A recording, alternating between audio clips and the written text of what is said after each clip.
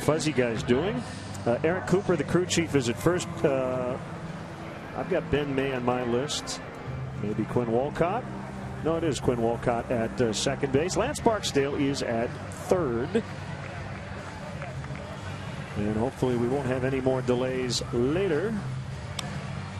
Yeah, hopefully there's stuff in the vicinity that might be rolling in here, but we have a proverbial window, and we're going to try to play ball. Travis Wood making his way in from the Cubs bullpen. Jared Eichhoff, the rookie right-hander for the Phillies, continues to warm up in the Philly pen. So it'll be a little bit here before we get rolling. A reminder, tonight's Cubs leadoff man gets a hit. Benny's Beverage Depot will donate $100 to Make-A-Wish, Illinois. So it was supposed to be Dan Herron to start this game tonight, and then the proverbial bullpen game tomorrow. Cubs have a day-night doubleheader on Tuesday in Pittsburgh, and Joe Maddon wanted to use John Lester and Jason Hamill in that one after the rainout the other night. So with the rain tonight, he decided let's go Herron tomorrow and a bullpen night this evening. Yeah, because if you start Herron here tonight and you do have rain roll in and you can't go back out, say, after 3 or 4 innings, you're going to use your bullpen extensively tonight and then again tomorrow. So this way, by going with plan B and making tonight the quote-unquote bullpen game and Herron scheduled to go tomorrow when the weather, I think, is supposed to cooperate, it lessens the risk. This is an interesting, this like a Civil War battle here, the march to the bullpens with the blue and the red. The Civil War was blue and gray, but you get my point. Yes. There's so many bodies here in September. It's like a well-drilled military outfit there, single file, like a bunch of ants streaming across the outfield. Well, this will not be a typical start for Travis Wood. We did not expect him to go 5 or 6 innings, but he did begin the year in the Cubs rotation, made 7 starts through mid-May before he was moved to the bullpen, and he struggled. He had a 5.59 ERA as a starter and has pitched in the bullpen since and has had some good stretches along the way. Yeah, I think in his heart of hearts, he wants to return to the starting rotation. Not this year, but in the future with the Cubs or somebody else. I think he prefers being a starter. But when asked to go to the bullpen, he did it, and he was very effective for a while. Lately, he's been kind of up and down a little bit, but overall, the numbers as a reliever far better than what he did as a starter. What struck me looking back at his game log, and he made his last start on May 14th, and you're right, he was not effective, but that was a pretty quick pull of the plug there on Travis, just 7 starts into the season, and I think you got early indications of what Joe Maddon's mindset was. One, I think he just liked Woody. I think he liked the stuff out of the bullpen a little bit better. But two, Joe, from the day he got this job set, I'm thinking playoffs, I'm thinking World Series. So, there was indication, that was a pretty good early indication of a sense of urgency that, we're all about winning here. Let's take a look at the Cubs Elgin Toyota upcoming schedule. 22 games to go, and while the Cubs have had their sights on the Pirates, now just 5 games behind the Cardinals, who lost the suspended game in Cincinnati and then lost the regularly scheduled game as well. So it's getting pretty tight atop the division. 4 games coming up in Pittsburgh and then right back home to play the Cardinals this coming weekend. The Cardinals have been pushed primarily by the Pirates at times this year, but they've always been able to extend it and get back out in front to a fairly comfortable margin. The difference this time, though, it's in the past it was because the Pirates and then the Cubs were playing so good that the Cardinals couldn't get the separation. Now the Cardinals are scuffling. They've dropped 8 out of 10. Their pitching over the past week was not good. In the series in Cincinnati, they did not hit at all. So there has to be some concern for Mike Matheny and his group. Well, the crew chief, Eric Cooper, is looking into the Phillies dugout and staring at his watch and clapping. And I think for him, we have a window. And he's saying, look, let's get going here. We were supposed to start at 7:50 local time, and we're already about 2 or 3 minutes past that.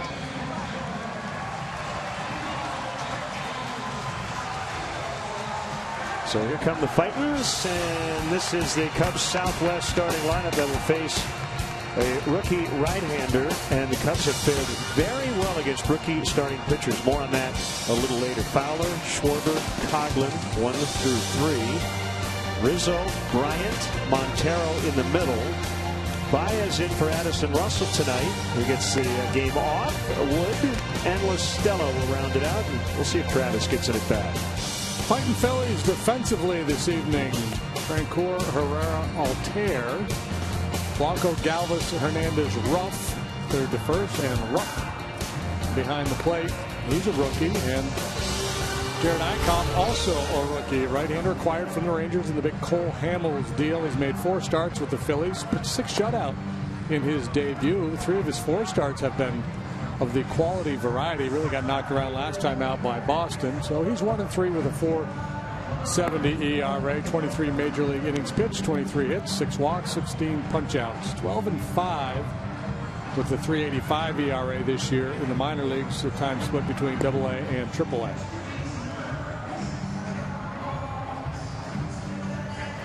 Cubs won both ends of the makeup doubleheader last night. We were rained out Thursday, 5-1 in the opener. Jake Arrieta got his 19th win, 7-3 in game 2 last night. Kyle Hendricks over 500. He's 7-6. Kyle Schwarber hit 2 home runs. Chris Bryant connected and knocked in 3. Cubs need to win tonight and tomorrow to take the season series. They got swept in the 3-game set at Wrigley Field in July. Since that sweep, the Cubs are 31-12. And only the Blue Jays have a better record in baseball during this stretch. And this guy right here stepping into the batter's box, a big part of it.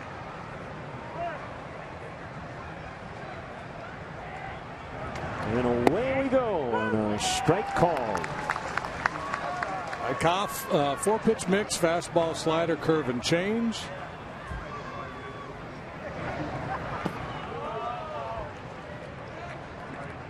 He was drafted by the Cubs actually in 2010 in the 46th round out of high school. Opted not to sign.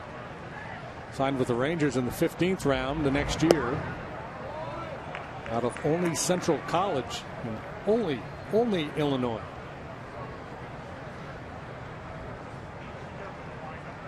Do you know Olney? Not familiar with it. I know Buster. And he is outside on Fowler. Here's what I could tell you. Olney Central. Olney, Illinois is downstate, not too far from the Indiana border. 40 minutes from Vincennes. Fowler draws a leadoff walk, and they play in the Great Rivers Athletic Conference. He was the pitcher of the year he was drafted. And played his high school ball in Evansville. That's where he grew up, Evansville, Indiana. That's the 3rd largest city in Indiana. Here's Kyle Schwarber. What's the primary crop? What? What's the primary crop there? That's what rain delays are for, and we had a 50-minute delay. 72 degrees. Well, Kyle Schwarber with 2 first pitch home runs his first 2 plate appearances last night. We'll see how aggressive they are with him here. Outside, ball 1.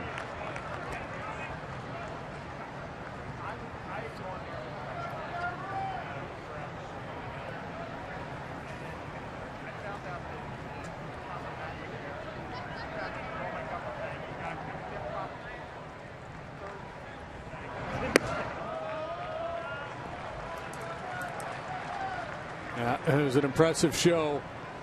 2 home runs, first 2 ABs, first Cub to do that since Derek Lee in 09. 15 home runs through 51 ball games, most for a Cub rookie through his first 51 games since 1914.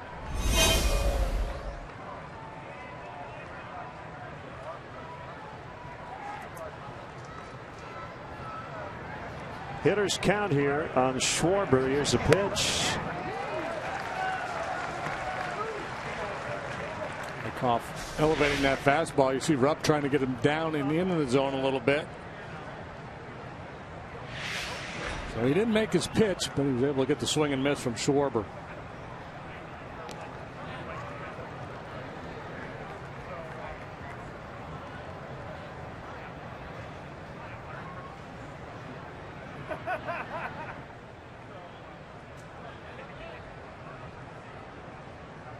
I guess Rock Hudson was born in Olney. No kidding. Illinois. Wow. That's a strike, borderline 2-2. Call made by Ryan Blackney.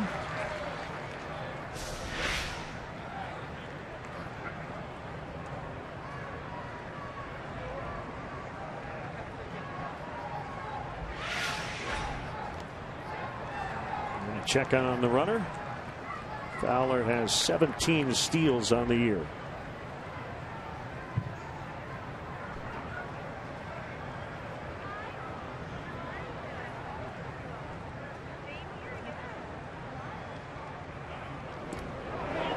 Close. You can never rule out running. First, two things. One, it looks like he's got real quick feet on that pickoff move. And the catcher, Rupp, has a very strong arm. He's above average in terms of throwing out base runners. And the other piece of it is, and you can never rule out Fowler running because that's part of his game. I would think after the leadoff walk, you got power coming up. You got a rookie pitcher making his 5th major league start. Joe Madden, I think his message would be, look, if you're going to run here, you better be pretty darn sure you're going to get it. We're going to give this kid a chance to beat himself early. Watching the carnage that he saw last night with his rookie mates getting knocked around pretty good by the Cubs, especially in that second game.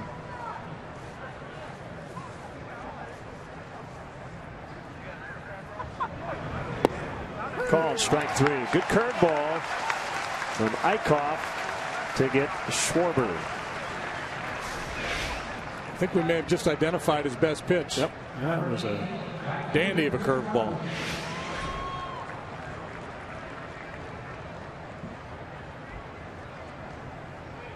Now Chris Coghlan.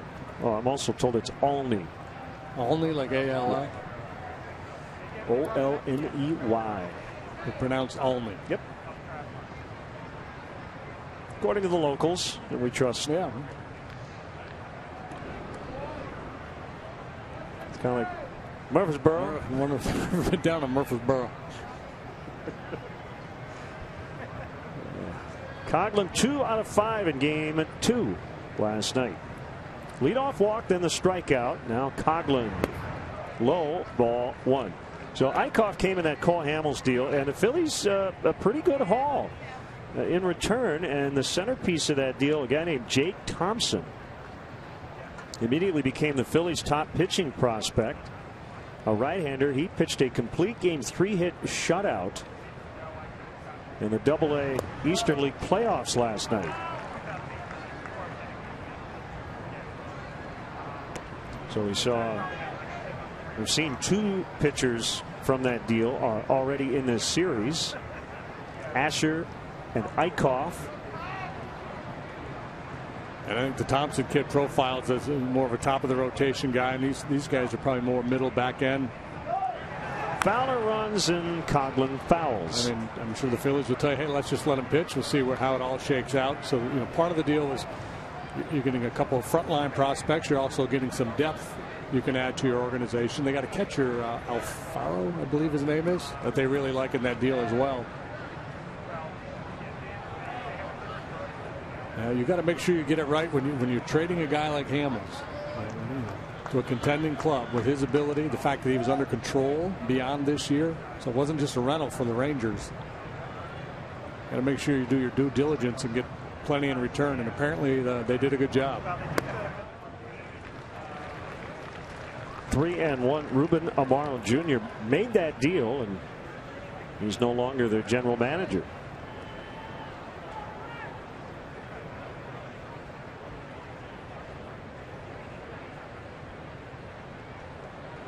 Just underway. 50-minute rain delay before the first pitch. Fowler not going on a 3-1, and that's the second walk here in the first inning, and it'll bring up Anthony Rizzo. Sometimes that's the nature of it, though, isn't it? The guys that plant the seeds during the tough times sometimes aren't there, to reap the harvest. If you Ed Wade here in Philadelphia, that team that did all the winning here, Ed was instrumental in putting that club together. But by the time they got ready to win, he was gone. Andy McPhail in Baltimore. Jim Leyland gave Alan Trammell a lot of credit for managing those young players in Detroit.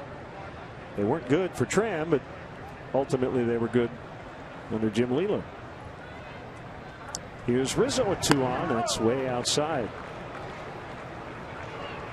Yeah, this is what I was talking about, why you probably don't want to run here early. You've got this kid out there that would understandably be a little nervous, making just his 5th big league start. A little wary of the strike zone right now, pitching defensively. Cubs actually drafted Eichhoff in 2010, 46th round. He decided not to sign and went in the 15th round the following year. Way up in the air off the bat of Rizzo. Altair. Foul ground. He makes the catch. Excellent hang time. And Fowler now at 3rd. They're at the corners with 2 outs. That would have been a great punt tomorrow in the NFL. Yeah, there's no chance to return that one.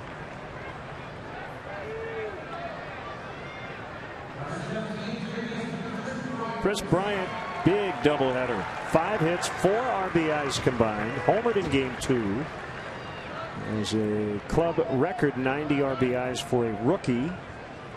His 162 game average, based on what he's done so far, 112 runs batted in. He's got a real good shot at getting to 100. 22 games left. He's 10 away. That good curveball again, so all the Cub hitters will put that in the back of their mind. This guy's got a pretty good yacker.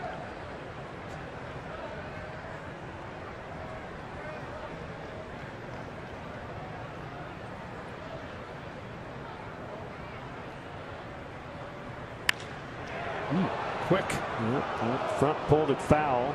And fastball 0-2. Get over that first pitch breaking ball, and you figure, well, the guy's got to respect the curveball. I should be able to beat him with a good inside fastball. And it wasn't a bad pitch, but Bryant all over it. A little out in front.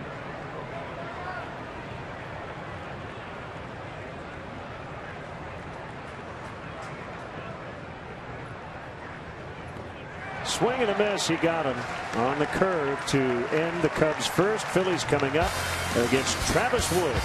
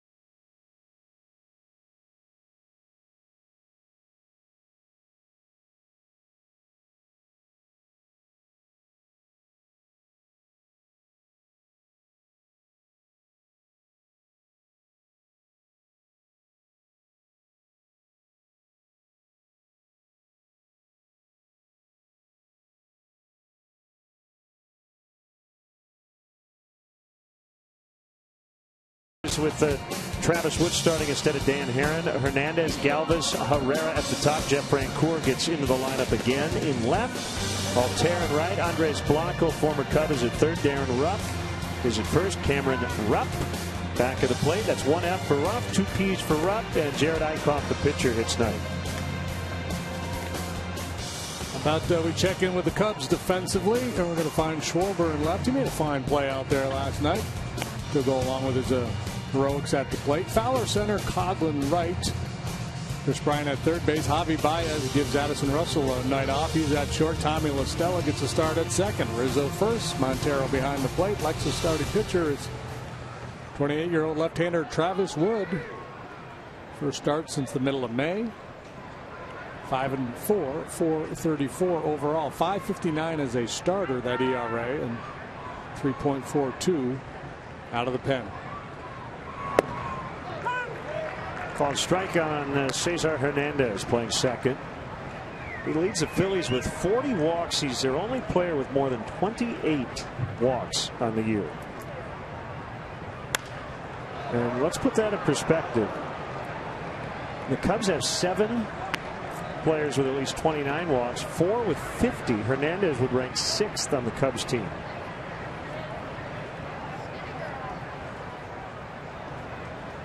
Phillies last in the National League in drawing free passes. 1-2.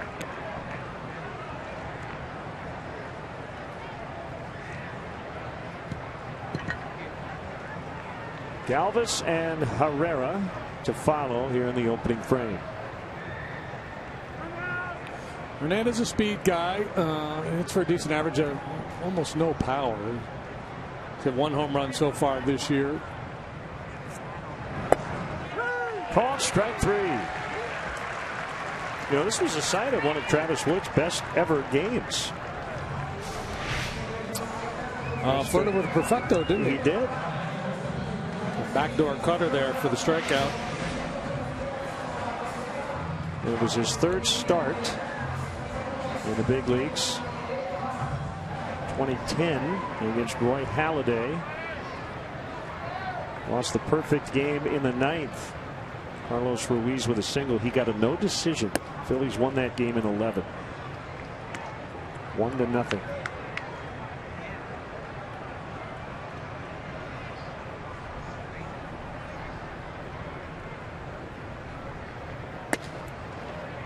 Outside and 2-0.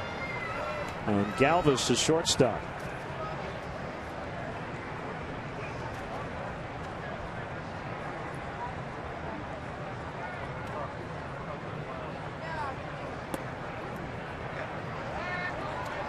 Now 3 balls, no strikes. Fastball, cut fastball, curveball, changeup. When he made the move to the bullpen, Joe Madden impressed upon him to be a little more focused on throwing heaters. He did. His velocity out of the pen was better than it was as a starter. That's typical. The guys are asked to pitch an inning, sometimes 2 at a time, so you go out there and air it out. As a reliever, usually, or as a starter, excuse me, you usually have more of a pace yourself and make sure you can get through the lineup a couple different times mentality, but I don't think he will do that here tonight. Fly ball deep to left in the corner. It is Schwarber, and he's got it.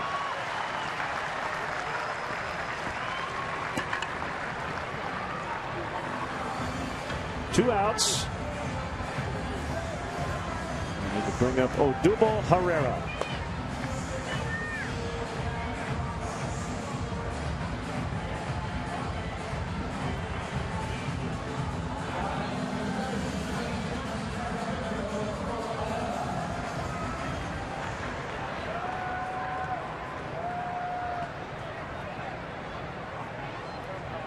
One for 7 in the doubleheader for Herrera last night.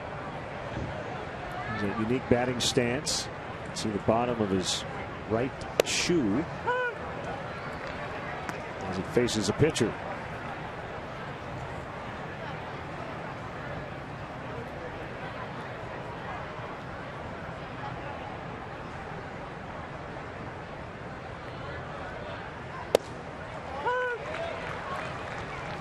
Nothing in 2.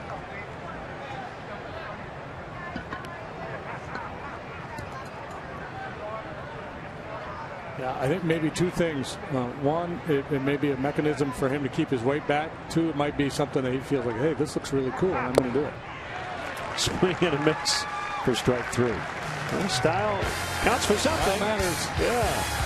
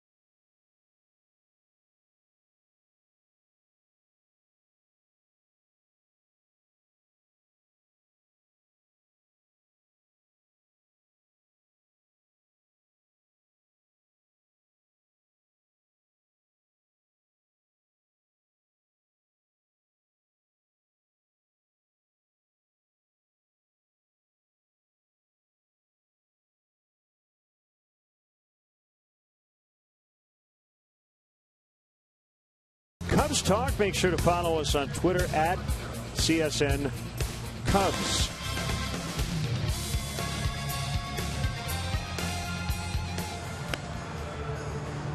Scoreless as we play the second.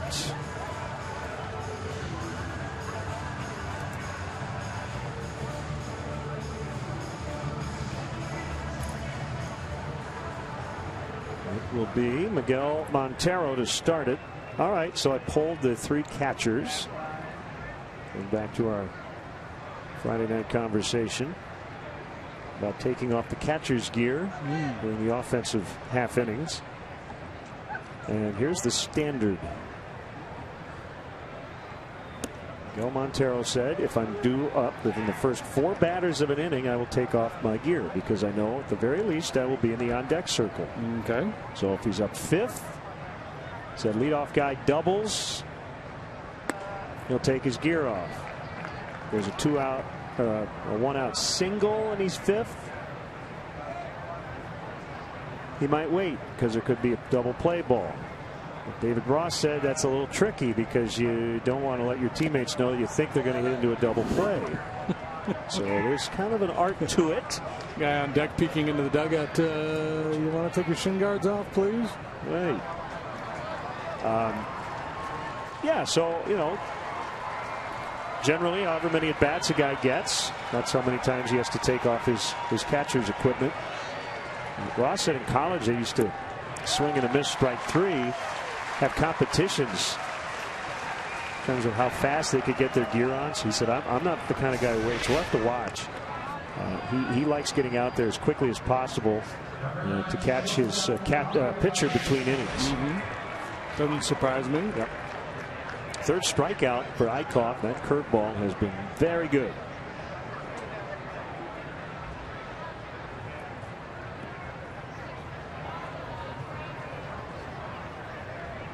Seeing a guy for the first time, I'm sure there's a lot of conversations in the Cub dugout. What'd you see? What's he got? What did he come out for you with? Well, his heaters are 91, 92, pretty straight. But man, he's got a real good curveball.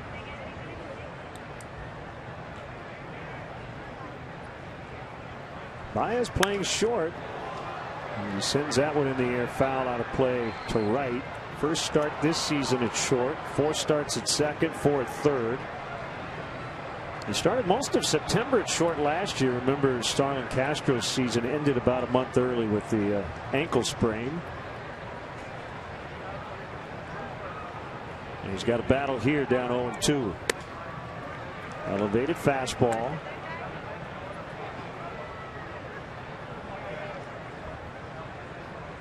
So it looks like Eichhoff kind of works vertically, right? With the old school, the elevated fastball up, curveball down. 4 seamers and curveballs. think we've seen a changeup yet. He does have a slider, but I don't think we've seen that either.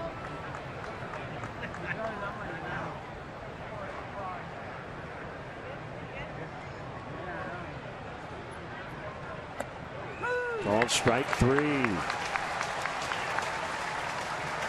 Yeah, that, that's courage. Yeah, and that's, normally with most guys, they don't like to throw a 2-strike breaking ball in the zone because the hitters are in protect mode. They stay back and they usually handle off-speed pitches pretty well. So a lot of times you want to throw that breaking ball strike to ball where it's in the zone, then moves out of the zone, either off the plate or down in the dirt. But he's got such good tight rotation on that curveball, he can leave it in the zone.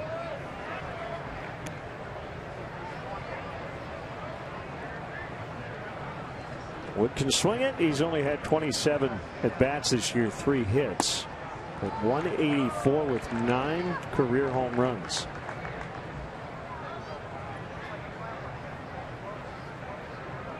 This might be the night if he's going to continue his streak of hitting at least 1 homer every season in the big leagues. 2-1. 3 each of the last 2 years.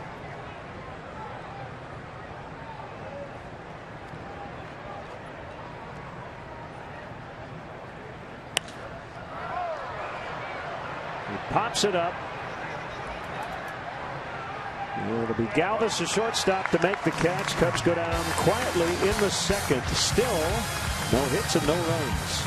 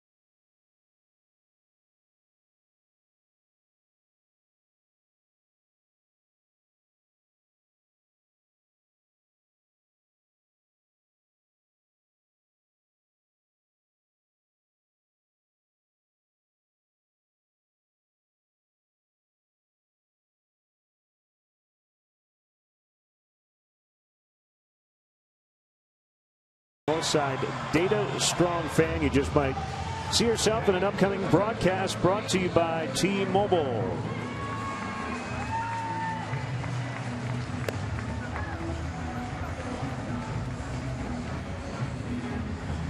Scoreless as we get into the bottom of the second. Travis Wood, a bullpen start. What if he doesn't give up a hit in 3 or 4 innings? Joe have to stick with him?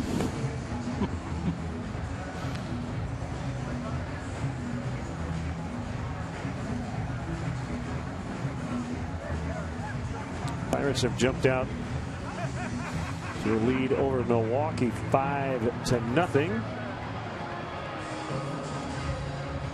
That game in the last of the 4th in Pittsburgh. We'll be there Tuesday. 4 games in 3 days. Got double dip on Tuesday. Spending a lot of time at the ballpark here in September.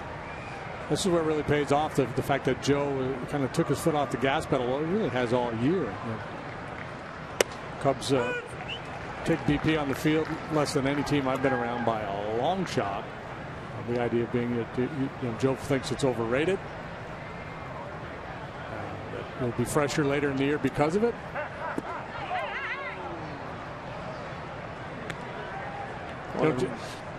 John Madden once said, "Don't ever mistake activity for achievement." Some people are just go, work. But if it's not quality work, just kind of eyewash. 1-2 to Francoeur. He's playing left. He played both ends of the doubleheader last night. Went 3 out of 8.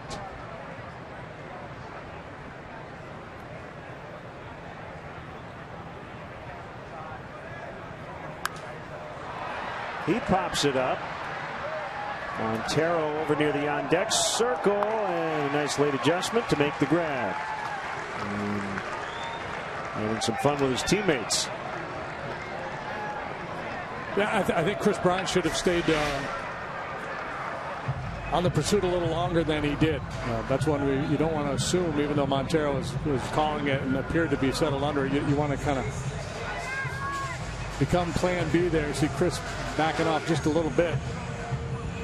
And at the end of the day, if they're both in position to make the play, you'd probably prefer Chris to do it. Altair homered off Jake Arrieta, the Phillies' only run in Game 1. Curve strike.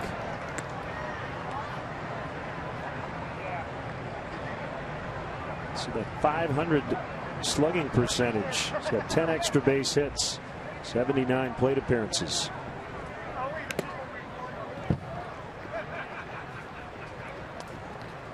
His first 7 hits were extra base hits. Right. The only guy in Major League Baseball history to do that. No, wrong. Let me reread the factoid. Since 08. Since Cardinals. Carlos Gonzalez in 08 with the A's. It's much less impressive. Almost not even worth noting. Yeah, no. Just forget you even said it. And it's funny because I had the same internal conversation with myself an hour ago when I read that. When I first read it, I thought it was the first time ever, and then I saw the rest of the notes. Yeah, that's not that big of a deal. 1-2. What is a big deal is 500 home runs, and David Ortiz has hit 2 tonight to get to 500. Red Sox are in Tampa Bay and thumping the Rays 10-2 in the 7th.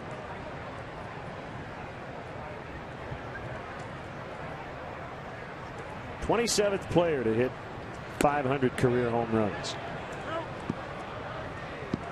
It used to mean automatic enshrinement into the Hall of Fame, being part of the 500 home run club.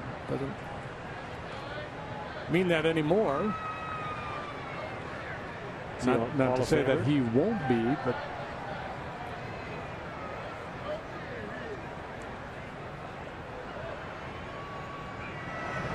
swing and a miss. Good comeback by Wood. 5 batters in, he has fanned 3. Cub fans, let's go. Don't miss the stretch run at Wrigley Field. The Cubs return home for the final homestand. And next Friday, it's the 18th. Cardinals, Brewers, Pirates, and then a makeup game with the Royals. To purchase tickets, visit Cubs.com. Should be really fun stuff.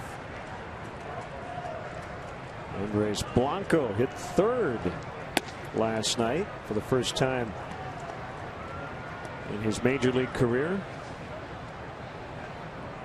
Switch batter, batting right-handed.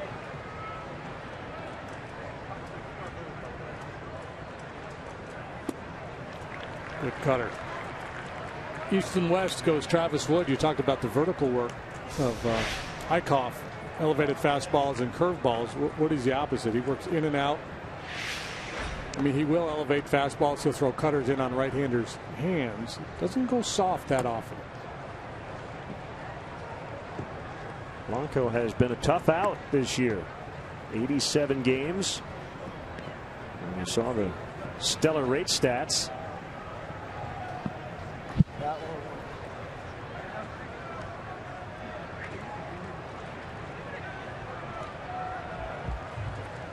So a career high in games and at bats. For Blanco, as a bat goes flying on that foul ball. This Philly team went from a team with a bunch of household names to a lot of guys that most baseball fans are not really familiar with. Blanco's been around a little while. Got a lot of youngsters trying to make their way in the big leagues now as part of this transition. Rebuild. Here's Brian Bogasevic. A journeyman type player.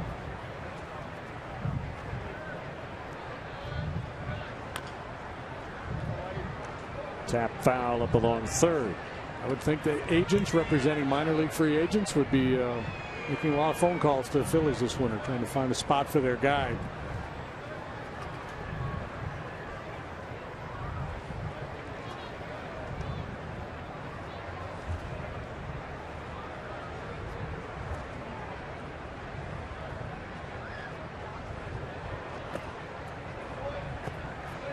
Low. 2-2. Ruff is on deck.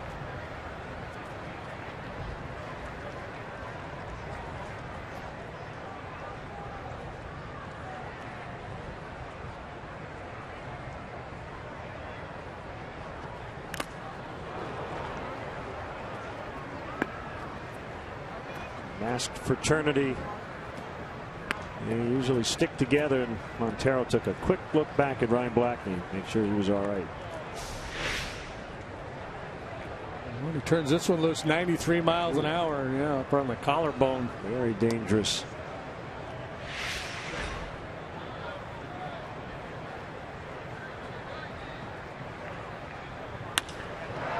Driven deep out into right center. Coughlin on the move. He can't get it. It'll one hop the wall. Little mini collision out there as Fowler and Coughlin got together, and Blanco has a 2-out double. That is the first hit of the ball game.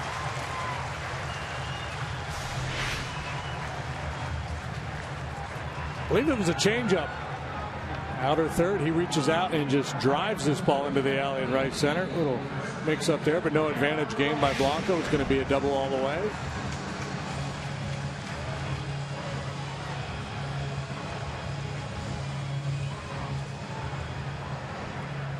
Darren Ruff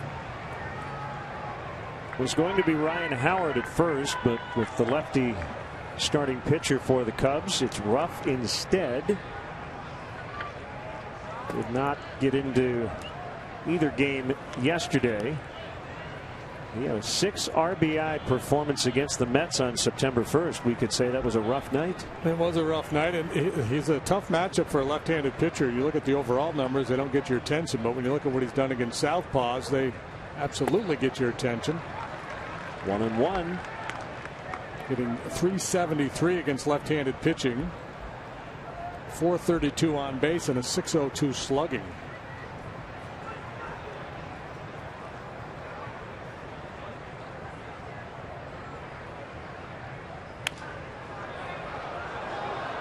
Pulled foul. Yeah, important to get this one in. The Cubs certainly don't want to have to play 3 doubleheaders in 5 days. Played one last night. Another one scheduled on Tuesday.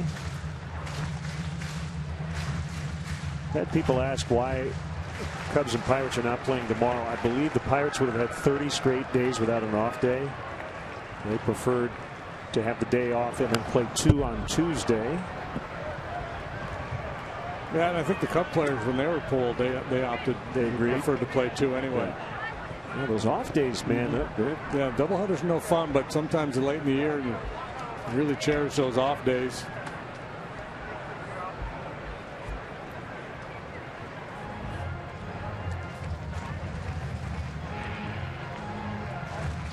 Ruff, not a kid. He's 28 years of age. Hit 14 home runs a couple seasons ago with the Phillies in limited playing time. Hit 38 home runs at Double-A Reading in 2012.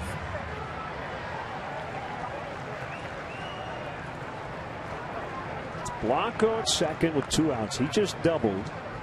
And Woods 1-2, misses low and outside.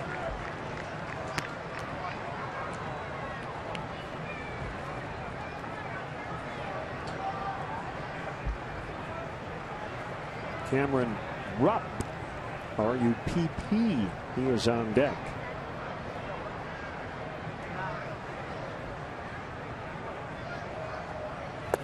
Swing and a miss, and the inning is over. 4 punch outs for Wood through 2.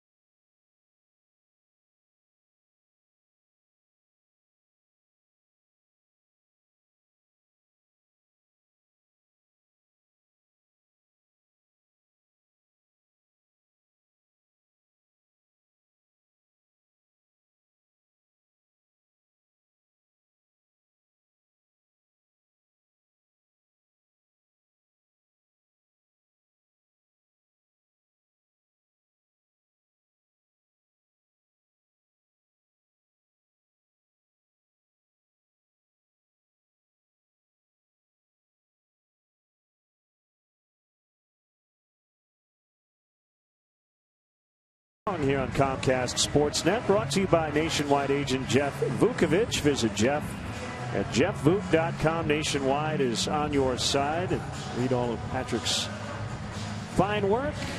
CSNchicago.com.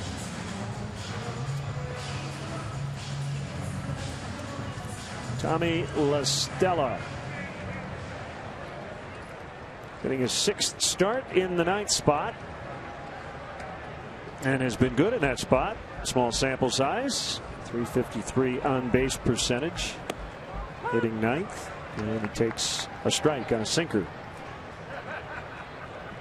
Fowler and Schwarber as well. And we see some stretching out in the Cubs bullpen.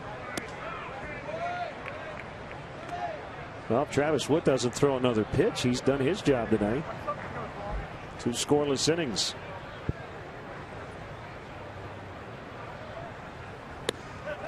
Oh, there's a good changeup. So after a slow start in terms of command, struggle with the fastball early. Eichhoff has settled in nicely. Fastball to both sides of the plate. Good hook. Just through La Stella, a good change.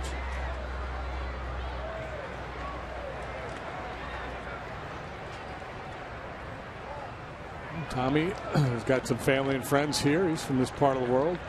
Grew up in Jersey.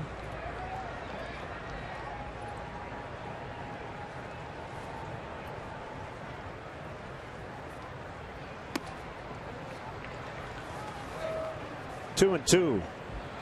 He's going back out because he's doing his homework. Either that, he's going, well, should I take Carolina or Tampa? Sure.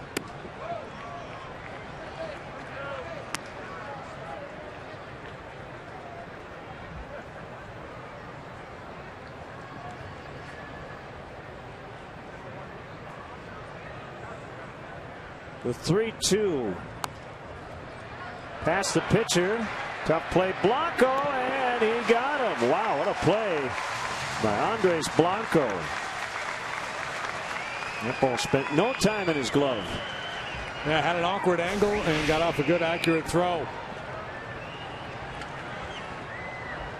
A long way for that one. He reached down, was working off the wrong foot there as he made that throw.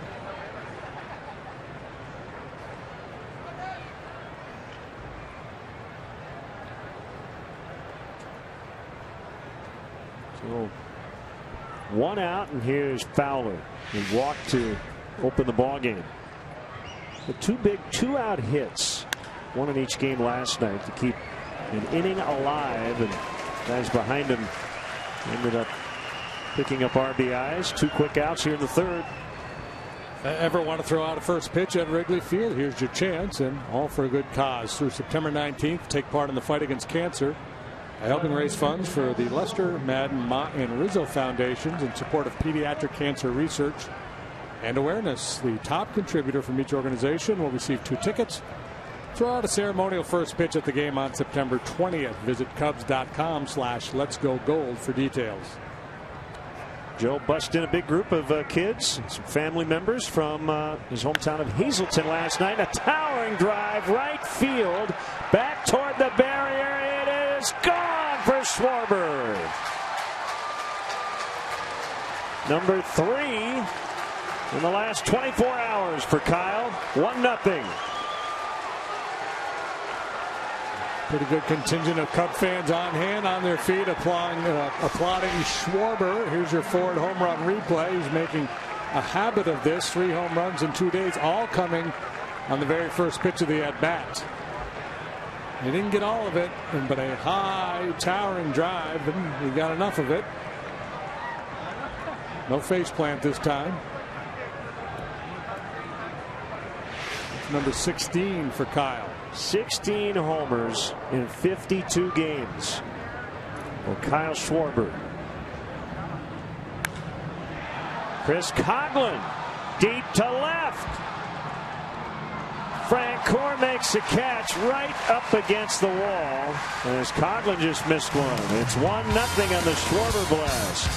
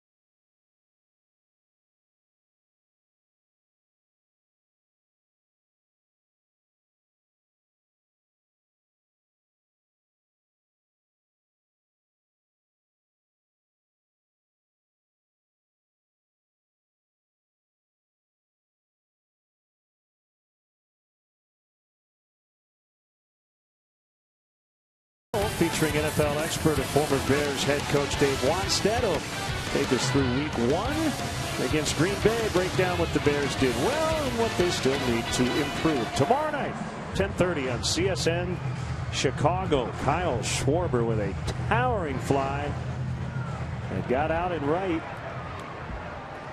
And the Cubs lead 1-0.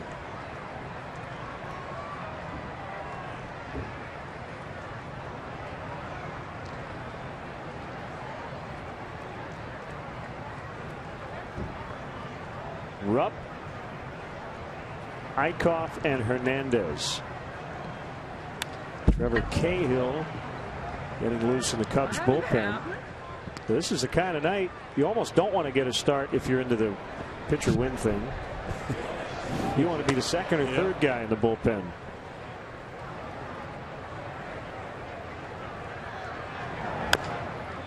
Schwarber's home run extends the Cubs' rookie single season record. The Cubs now have gotten 61 home runs from rookies, most they've ever had in a single season. 58 in 1966 was the old record. Cubs are also 23-8 against rookie starting pitchers. They have fared well against young starters. We've seen a whole bunch of them, especially here lately.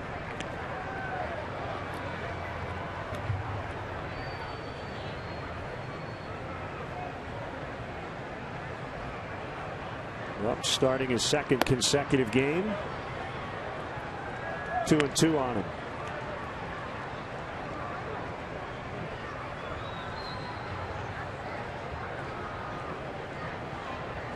Bad news for the Blue Jays.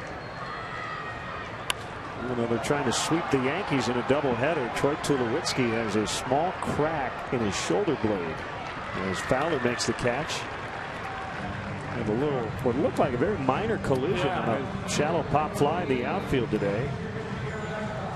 Yeah, I saw the replay of that 2 or 3 different times and was really surprised the way he went down and then came off the field and up into the clubhouse. You know, they did an MRI and X-rays, but when you watch the replay, you think, I was thinking, well, maybe he kind of wrenched his back. You know, it didn't look like the force of the collision was enough to do any kind of damage to break a rib or anything like that. So that's really surprising.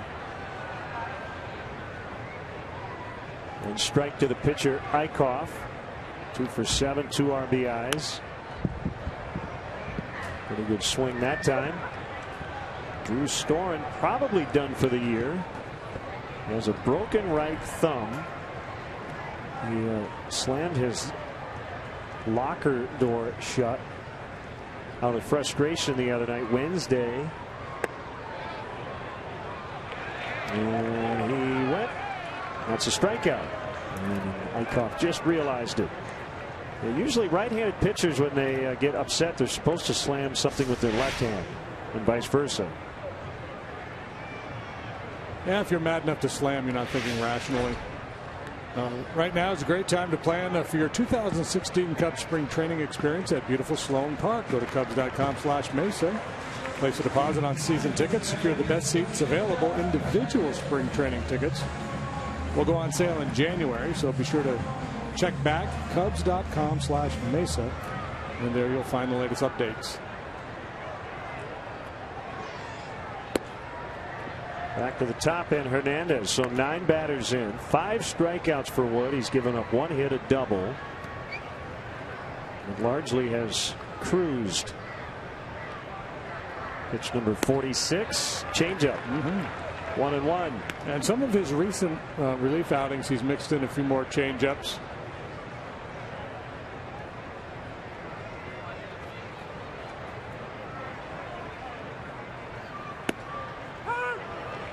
Strike 2.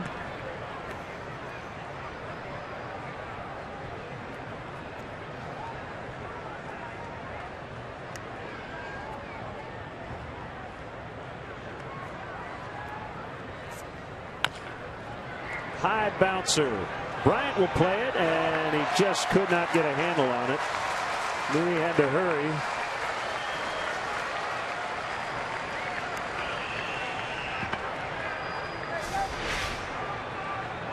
Pretty good play on the short hop. Just never had the handle as he tried to hurry that throw. Better to have it pop out like that than to airmail it into the stands and give up extra bases. In a scoring decision, I'm guessing hit. Ooh, that could be part of our game too. Hit or error? Yeah, like DVD series. Right. Umpire review. Well, when I saw Hernandez running down the line, I'm not sure Chris would have gotten him. Yeah, I'm thinking hit as well. You're giving away all your ideas. Yeah, I know. It is a hit. So what do we got? We got hit, error. We got replay, review. Yeah, call stands, confirmed or overturned. Okay. Do we have a name for this game? Baseball decisions? I don't know. You make the call? You make the call. Oh, there it goes. Okay, done. In stores near you.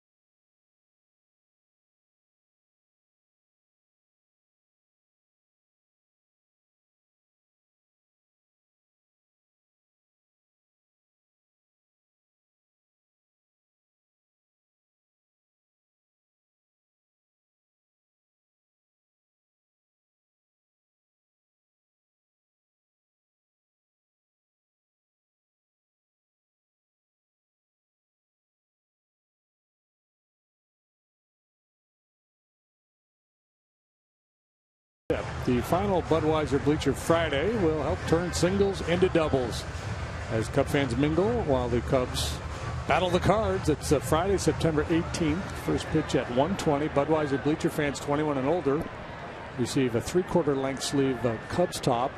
And the afternoon will include fun social media interaction and creative food pairings. Cubs.com for details.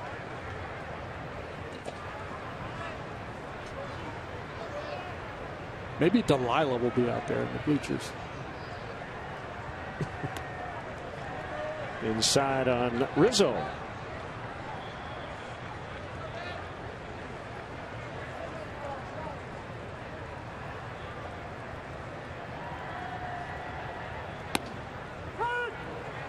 Probably didn't get the corner. Good pitch, though. You have to like the kid's willingness to go inside.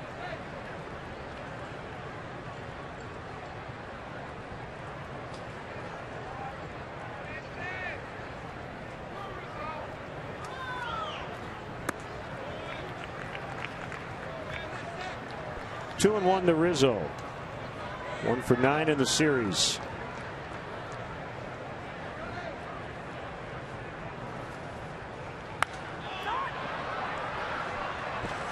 Don't know which ball he hit higher. That is a carbon copy of the one he hit in the right field corner in the first inning. I mean, straight up in the air.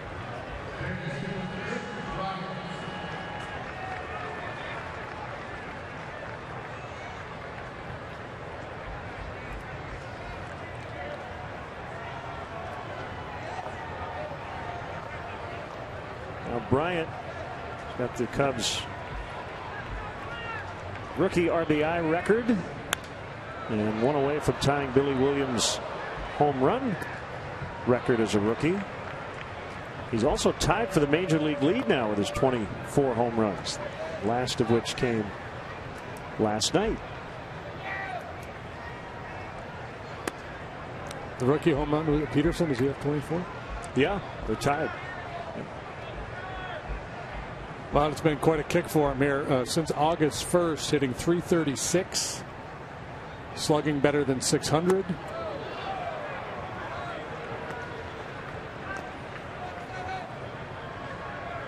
Craig says on Twitter you should make you can make the call a mobile phone game. He'd buy it for 99 cents.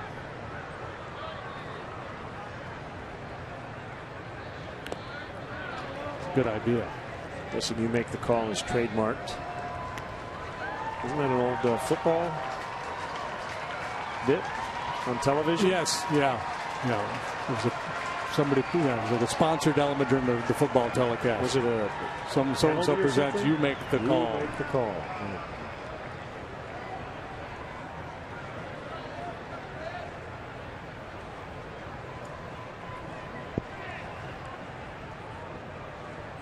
We'll do it. You make the call, and you is just the letter U. It's hipper that way. Called strike 3. Well, tip the cap here to Eichhoff and to his battery mate Rupp. They're doing a very nice job moving the ball around. You remember Chris struck out on a curveball last time, so he's probably protecting against that, and he can't pull the trigger on a well-placed heater.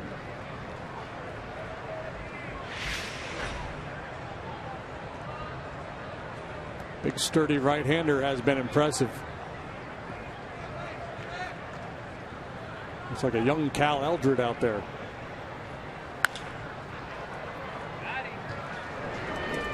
Will be it for the Cubs in the 4th, leading 1-0.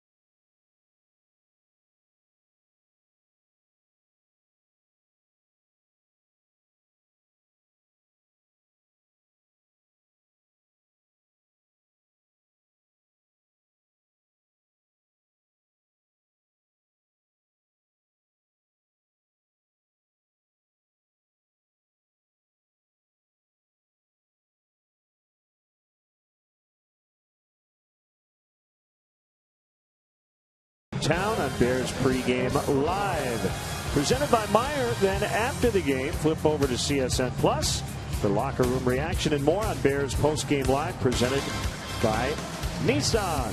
That's tomorrow morning at 11 on CSN Chicago. Wow, how about that? You see that? One little guy just went and gave a souvenir ball to the other little guy.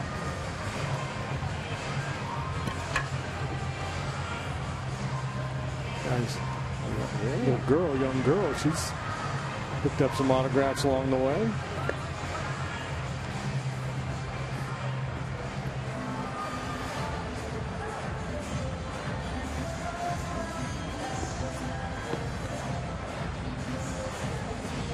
Herrera, Francoeur, and Altair.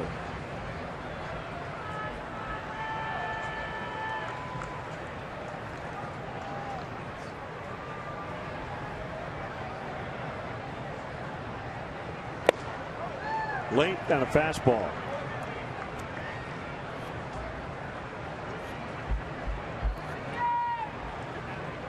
So Mikhail Franco, kid that made a lot of noise earlier in the year, out with a wrist injury. Is he done? Done for the year?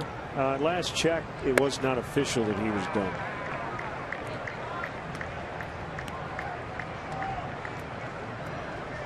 Franco will be a big part of this situation here going forward. This guy looks like he's going to be a pretty solid major league player. He was a Rule 5 draft pick from the Rangers. Both these clubs have that in common. Pokes that one in the left. Aggressive turn. Herrera is on. Yeah, he plays with a lot of energy, doesn't he?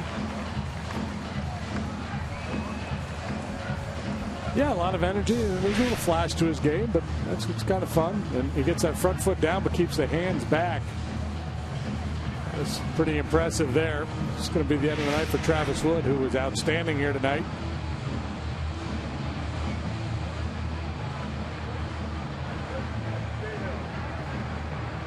So Wood will exit 1-0 Cubs in the fourth.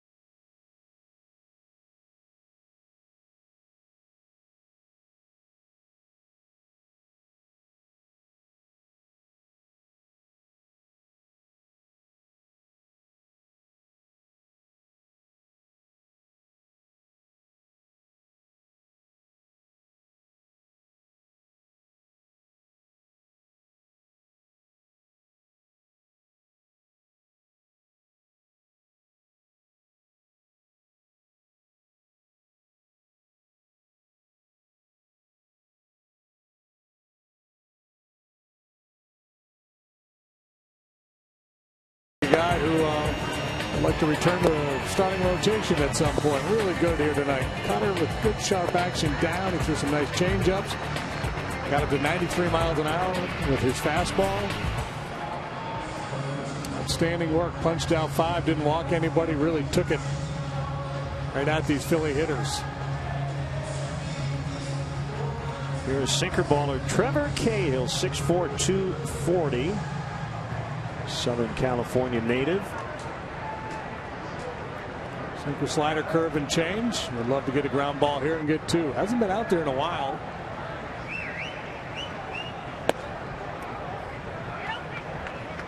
So 2009 to 2013 with Oakland and Arizona. He was really good. Those couple of years have not gone so well.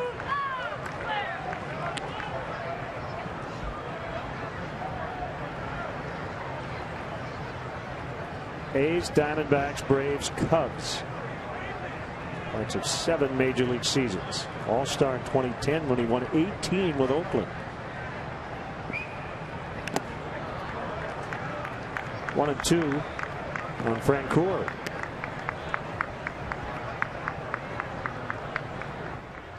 Cahill just 27 years of age, so young when he came to the big leagues. Certainly has time to get things turned around and headed back in the right direction.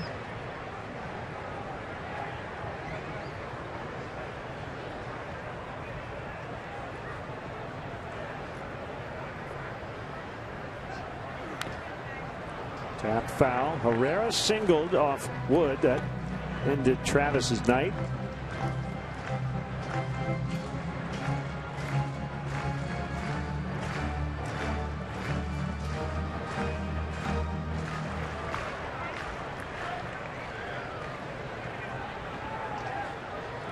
Decent lead by Herrera. On pause, and now Cahill steps off the rubber.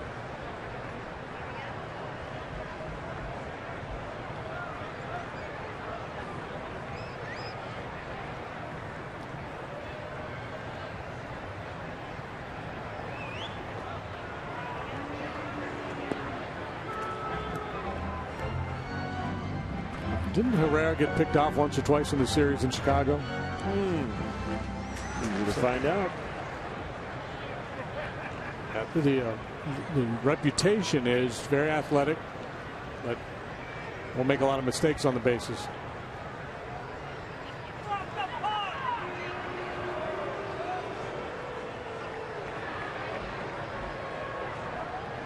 He did not get picked off.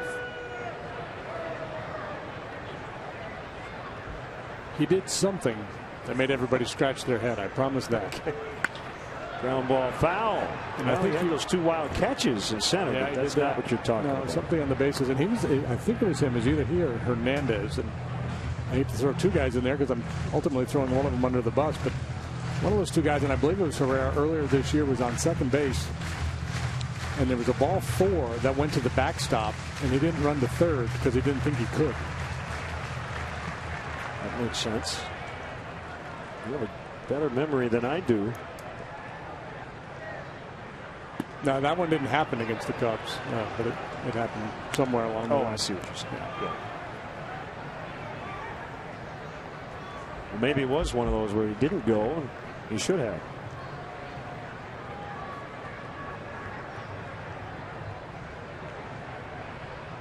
Two balls, 2 strikes. There goes the bat on strike 3. Ooh.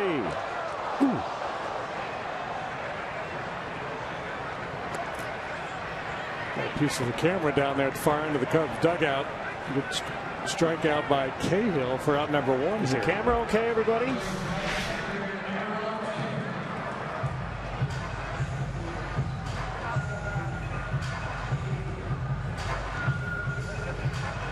Ooh. I'm thinking maybe not.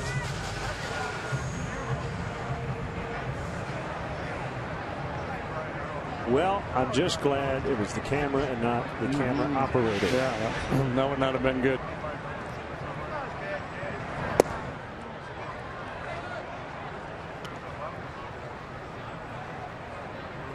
So Cahill at 94 there with pretty good movement. Feeling a little frisky here tonight. It's been 6 days since he last pitched. 1-0. Altair takes a strike, 1-1.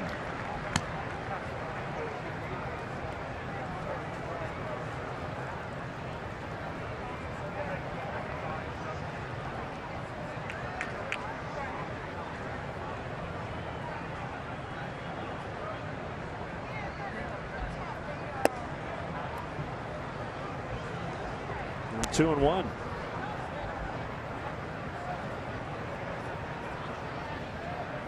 Altair's got speed. He's got some pop in his bat.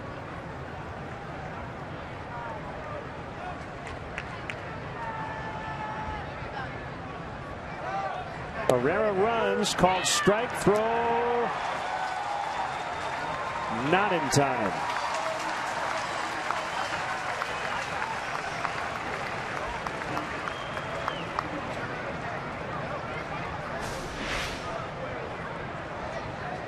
Herrera thought he was out. Yeah, well, there you go. He was. We're going to review that. Or he hurt his finger. I think he was out. I think they're going to take another look at that. The call came really late. It looked like the tag was applied on that back leg while he did not have contact with the base. I think the Cubs are going to probably challenge this one. Here comes Joe. Well, Joe wants to make sure, because he saw Herrera start to come off the field, he wants to make sure that he knows exactly what the initial call was. It's like he injured a finger. Oh, yeah, there's some blood. And that very low to the ground with his break. He got a pretty good jump. Oh, he spiked. His hand ran into the Tommy's foot. And that's the danger of the head first slide. It's much easier for an infielder if he knows you come in head first. He's out to stand in front of the base.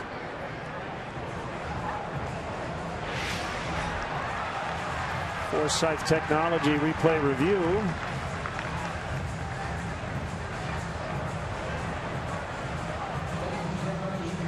They're checking with New York, and he's out. A very quick call. So we had insult to injury. Herrera is hurt, and he's out.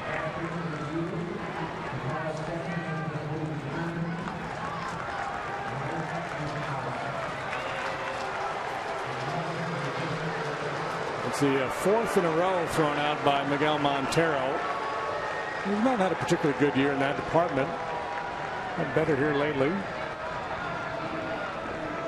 So much of it just depends on the pitcher giving you a chance. Meantime, 2-2 on Altair.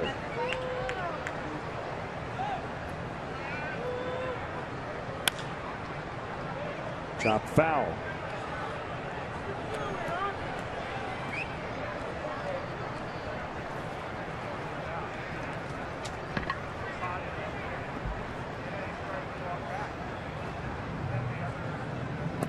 Swing and a miss. Strike three, and the inning is over. 1-0 Cubs through 4.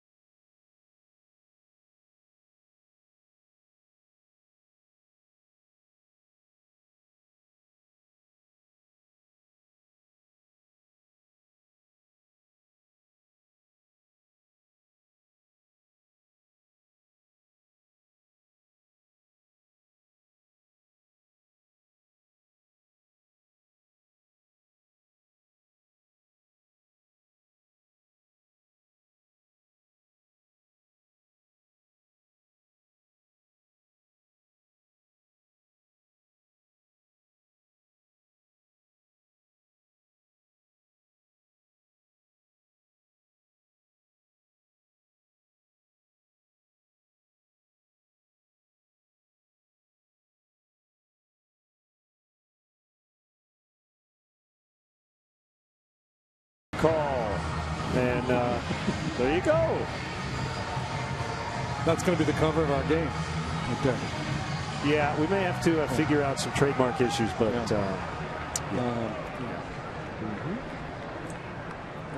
be what's it going to be, boy? And we'll have Meatloaf and some be our theme song. One fan suggested armchair umpire.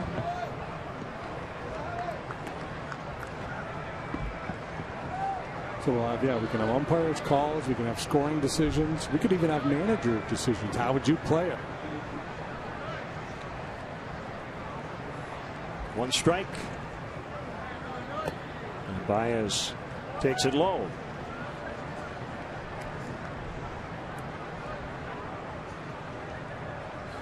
Oh, Alcoa did fantastic finishes.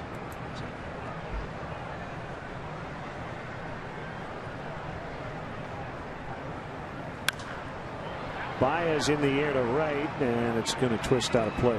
Got to believe Harry Callis voiced some of that. I would think. Did so many years of NFL films. I always think of Harry the K when we come here to Philadelphia. Singing High Hopes. That ball's out of here. Strike 3 called on the curve. Uncle Charlie. Uncle Charlie's kind of cantankerous here tonight for these Cub hitters. There's Cahill.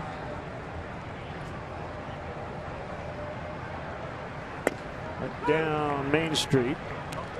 I guess since we're in Philly, right down Broad Street.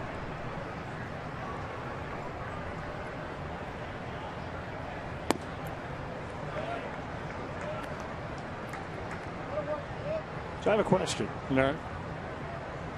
You're very worldly. You might know this. Pitched briefly for the Phillies. There's the 1-1. Counts to third.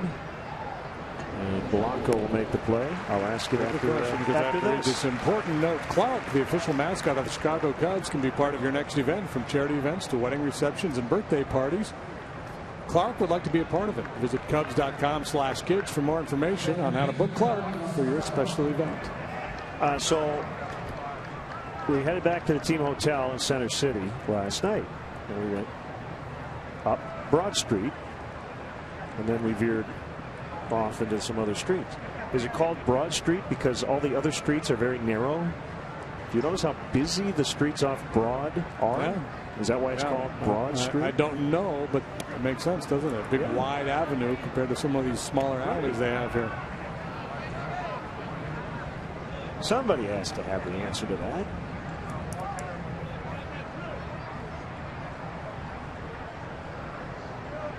The 1-0, LaStella takes it inside, 93 from Eichhoff. Kyle Schwarber with a home run in the third. That's it so far. That's the only hit the Cubs have.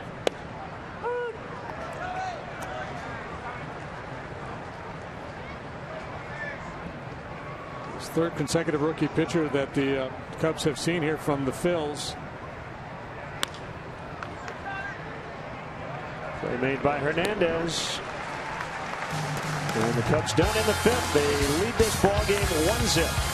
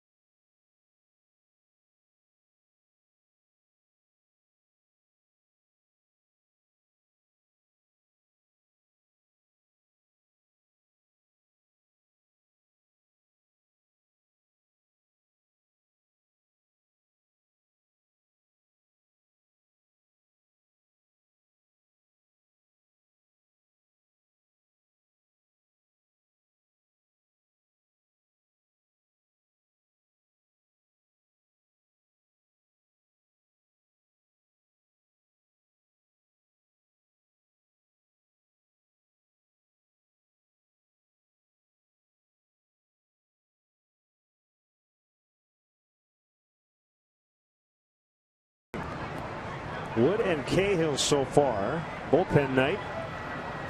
Everybody, at least the first 10,000 in attendance, will head home with a free bullpen. Regardless of age. How would you do that? Curve misses inside on Blanco. Just get a little toy, right? That kind of shape like a box with little figurines in it. And there's your bullpen. So Broad Street, I guess, is the widest north-south street in Philadelphia, 100 feet wide. So we have our answer. If you win a championship in Philadelphia, that's where you have your parade. The longest straight urban boulevard in the United States, according to the interwebs.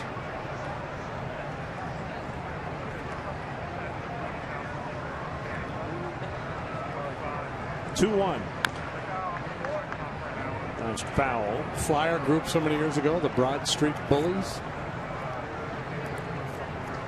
Dave Schultz. Yep.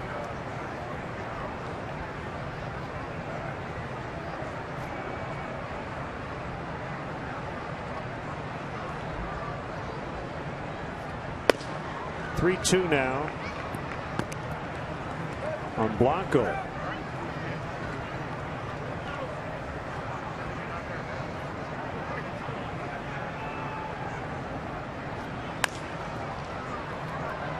Rounding ball to La Stella.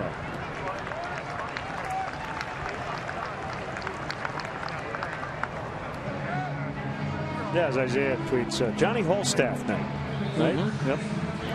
Yeah, and obviously in September with call-ups, much easier to do this. You've got so many arms out there, and it really could present a problem. It would be interesting to see if teams were more willing to do this more often, especially in September, because it presents a real problem for the opposing manager to try to play a matchup game. Pete McCannon had one lineup penned in tonight, ready to go because Dan Herron was the scheduled starter. Once Travis Wood was announced, McCannon made some changes to his lineup, even though it was unlikely Wood was going to pitch a lot of innings in this game. So now Cahill, the righty, comes in, and all of a sudden he has the platoon advantage against a guy like Darren Ruff, who's been really good against lefties, but not right-handed pitchers. Not only that, three hitters in the Philly lineup, Hernandez, Galvis, and Herrera, got 2 looks at Wood. That's it. And nobody in this lineup will get 2 looks at another Cub pitcher tonight, right?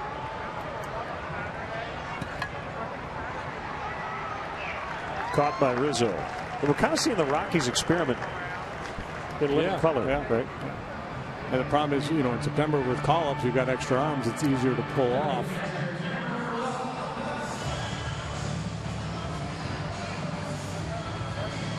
But it would be a very interesting experiment to do it at the minor leagues, where you have a 12 or 13 man pitching staff, and nobody ever pitched more than 3 innings, and just see what it looks like.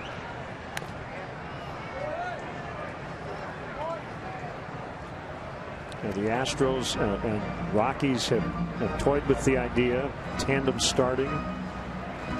Well, you got to really be committed to it, and because nobody else is doing it, it gets tricky because you're trying to stretch out your young pitchers too. Well, that's the thing. You would have to fully commit to not stretching it. If you were going to do it, you'd have to do it for a year or 2 in the minor leagues, where you said there's a chance that we're going to set back some development here if this doesn't work. But if it does work, it could revolutionize the way that the pitching is handled. I'm not advocating for it. I'm just curious about it. And if the idea of arm injuries being caused mainly by fatigue. You know what, though? I mean, we're at the point now where pitch counts are largely in check, right? Nobody throws 148 pitches again. And if they do, it's a very rare occurrence. But that has long been the thought. There's got to be some guys, right? Some of the analytics departments that are crunching numbers, saying, how many pitchers do you need to get through a major league season with if you operate under those parameters, where guys are going 2-3 innings every 3rd day or so. Rupp bounces to 3rd. Bryant's got it. Cahill's faced 5. They've all gone down.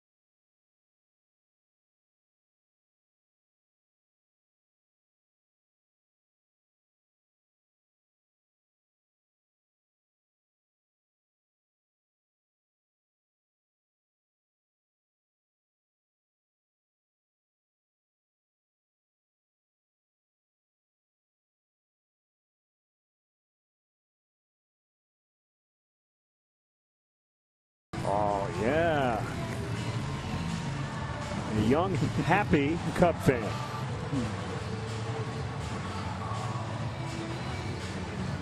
Well, this young Cubs team leading 1-0. And Joe Madden at times refers to his group as my babies. Maybe that'll be one of his final theme trips. Fowler, Schwarber, and Coghlan.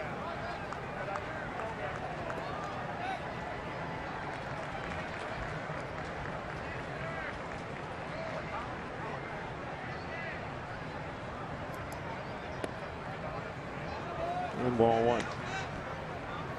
Ball really jumps in this ballpark. 1-run lead, not really safe. Cubs need to do a little more damage here. Just to finish up our conversation about pitcher usage, the other one for me is maybe it would be worth a philosophical discussion about working a game backwards. Tell you what I mean in a second. Swing and a miss, 1-2. Is Aroldis Chapman being best used with a lead in the 9th inning, or would he be better off used to start a ball game and pitch an inning or two and then go to your quote second starter?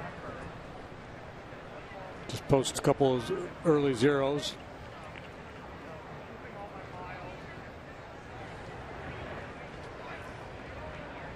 I mean, he could do that theoretically 75 to 80 times a year. He could start for you half your games every other day. Aroldis, you got 20 pitches. Have at it.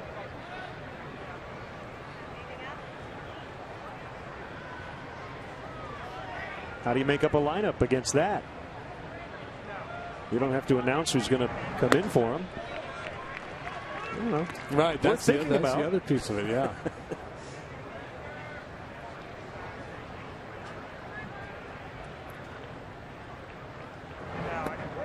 Dexter wanted to, and then he held up and officially did not swing. Yeah, because way back in the day, it was fairly routine for pitching staffs to be comprised of 8 or 9 guys. Now that teams are carrying 12 and 13, the kinds of things you're talking about that we're talking about here tonight are kind of within the realm of possibility. Ball 4. Second time he's walked. Especially if you have organizational depth, because if you go through a stretch where you've got some tired arms, okay, you do a line change. Yeah, you 3 guys are going to AAA. You 3 guys are coming up. Here comes Schwarber. He struck out looking in the first and then hit a high fly to right that just got out in the 3rd inning. He's had success working inside. He's gotten Anthony Rizzo to hit 2 high pop-ups that stayed in the yard. He got the high fly ball from Schwarber, but Kyle got enough of it to get it out of here. Fowler goes. Strike call on Schwarber, and Dexter went in standing, and he's safe as the ball got out of the glove of Galvis. Not sure what happened there, and hopefully he's all right. He's got his hands on his knees. I have no idea what happened. If he thought he saw something that didn't occur, he wasn't looking back in. Maybe just reading the body language of Galvis and thought there wasn't going to be a play. He would have been out had Galvis held on to the ball.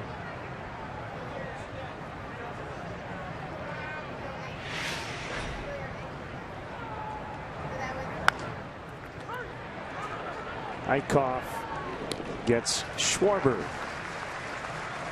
A good read by Fowler that time. That's a play you see a lot of guys break on and don't get back in time.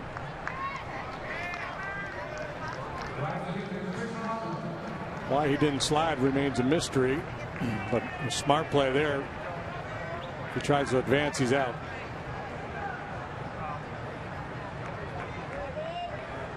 There's Coghlan running at second, 1 out.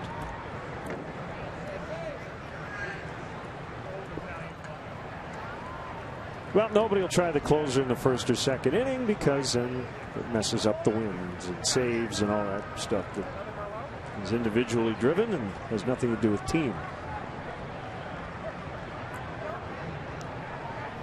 Well, you just have to rewrite contracts and change all the incentives. But see, that doesn't sound as drastic as doing the tandem starting thing, because you're still pitching in a similar role, just in a different part of the game. You could still have, quote, starters who pitch 7 innings, but it might be the 2nd through the 8th. Because I believe, and I think you still do too, that Aroldis Chapman, and we use him as an example because he throws 102, there are games he should probably not pitch the 9th. He should pitch the 6th or the 7th or some other inning than with a 3-run lead in the 9th. Coghlan drills one, and it's going to be caught. Altair has it. Coghlan is blistered the ball last 2 times up with nothing to show for it.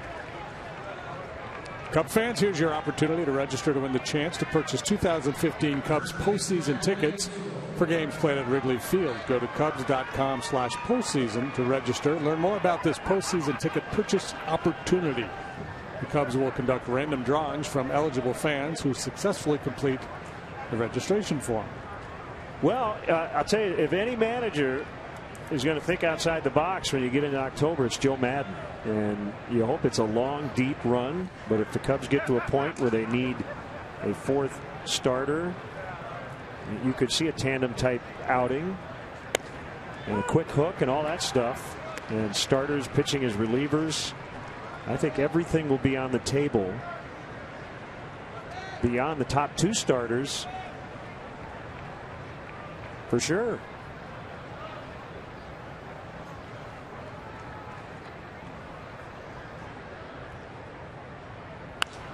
Rizzo fouls out of play.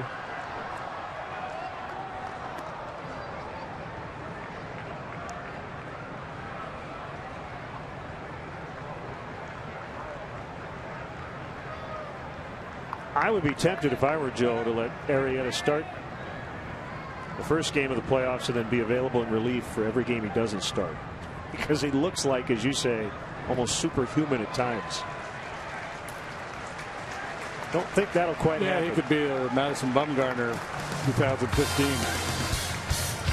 Let's hope.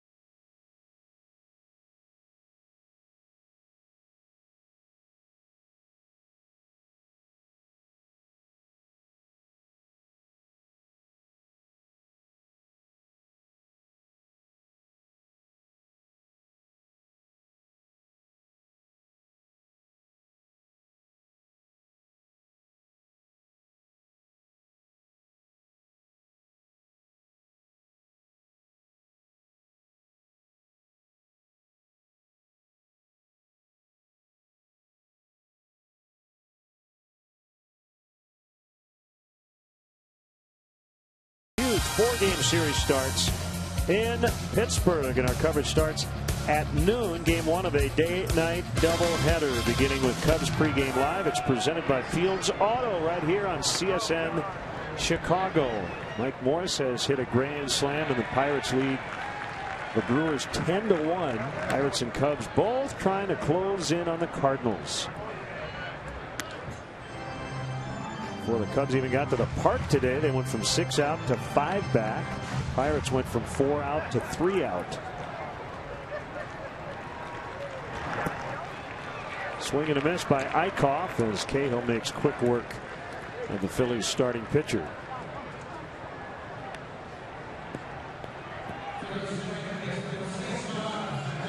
Third strikeout now for Cahill. If the Cubs maintain their lead, he will likely get the win. He's retired 6 in a row, and Grim and Richard get ready in support. Ground ball. Rizzo's got it. Cahill over to cover. Close. Out. They get Hernandez. Yeah, Anthony, a little lob toss there trying to lead Cahill to the base. It's a foot race. It's close. He's out.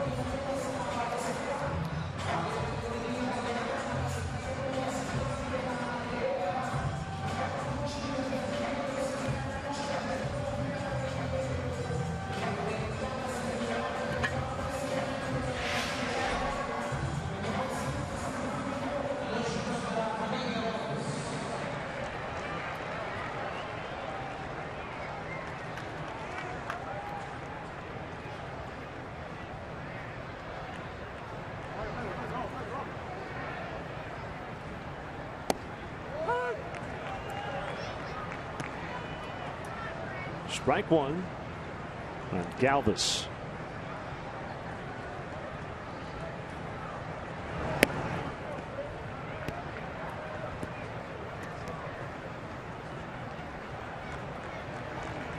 Wrap up the series tomorrow afternoon.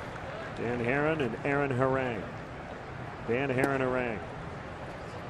Pitching matchup. Yeah, well, it's funny. We've been seeing all these rookies, and Aaron Harang's been around a long time. He probably has as much service time as the rest of their pitching staff combined. Except for maybe, take Jerome Williams out of the mix.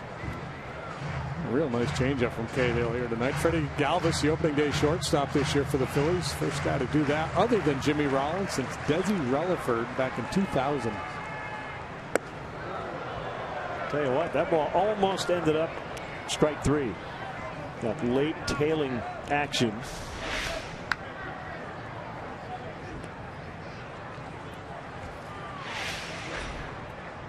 Three-two. It's foul.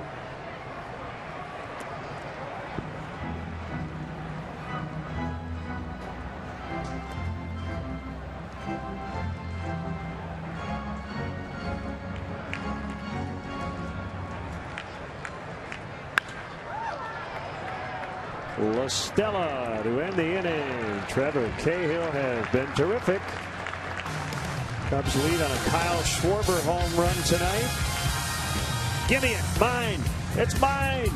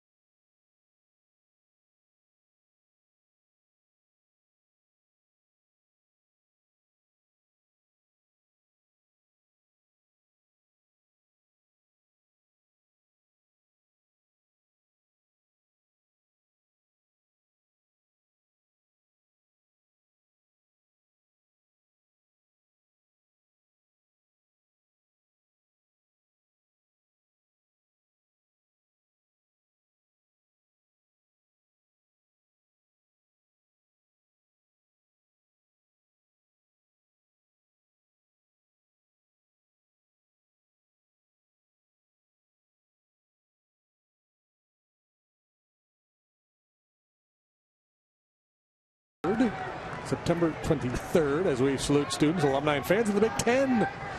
Ticket package includes a Budweiser bleacher ticket, a special edition Cubs beanie, and your favorite Big Ten school colors. Visit Cubs.com/special events to be part of the salute to the Big Ten. Jared Eichhoff's been very good tonight, but he's trailing 1-0. Seventh inning, Chris Bryant down 0-2. Strikeout swinging in the first, caught looking in the fourth. Eichhoff has really pitched him well. Curveballs, good heaters, up and in, down and away. Pitching 101.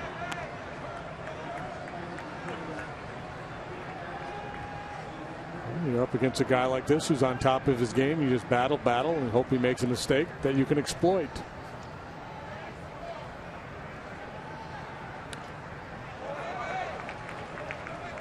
Staying alive.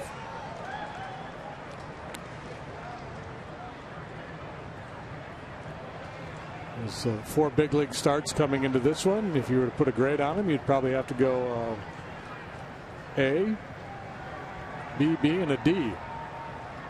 So 3 out of 4 good, and he's been really good here tonight.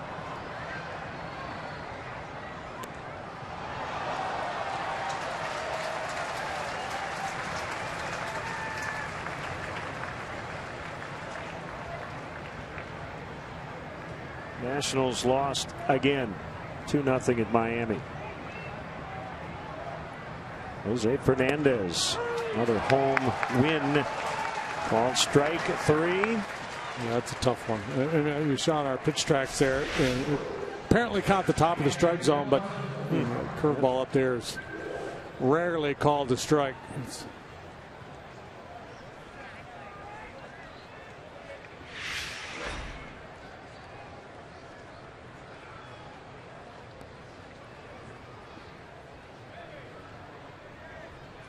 Montero, 0-for-2. So Cubs 23-8 this year in games started by rookies, opposing rookies. Those pitchers have combined to go 3-17 with a 5.46 ERA. Yeah, so this particular start does stand out in that regard. And that Eichhoff has been very good.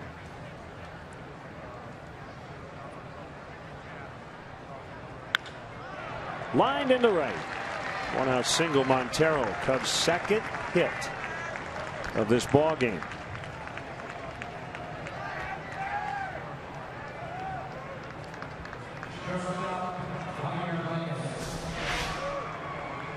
Montero able to stay back on the breaking ball.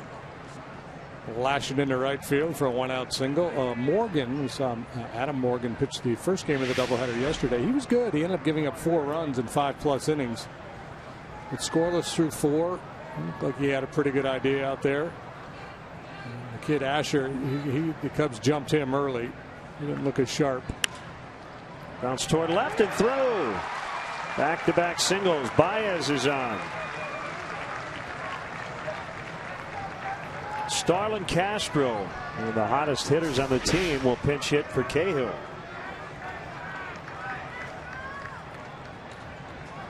Just a little quick, pulled off that ball a little bit, but found a hole.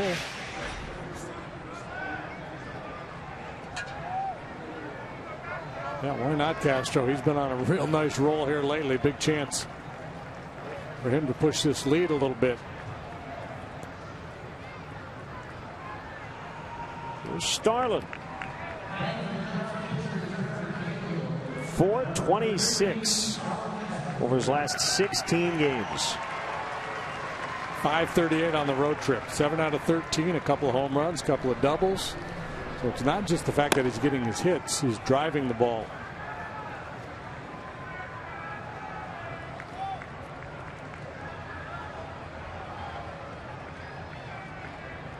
Here we go. Ball 1.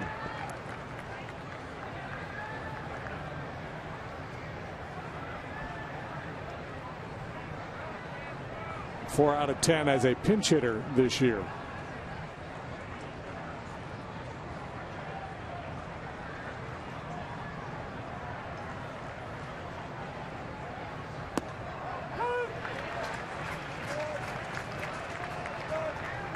And keeping that slider in his back pocket.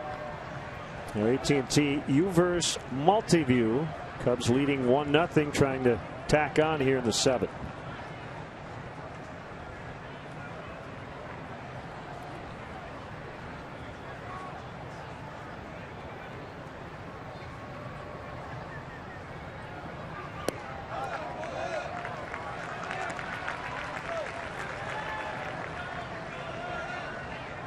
Three straight sliders to start this sequence. Bryant struck out to begin the inning. Montero and Baez consecutive singles. And now the pinch hitter Castro.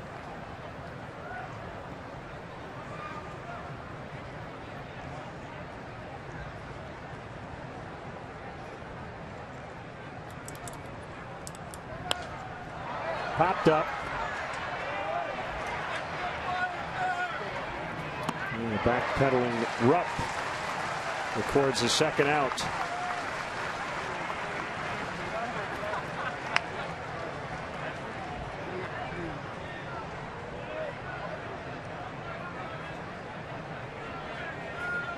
that'll bring up La Stella.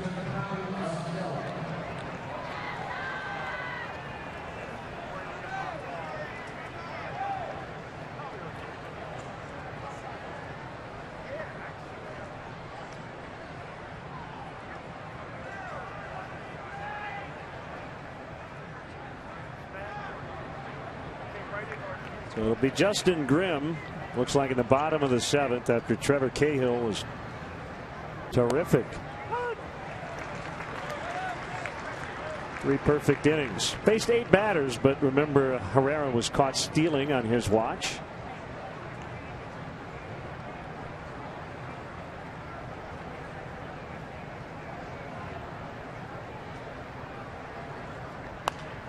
Pulled foul.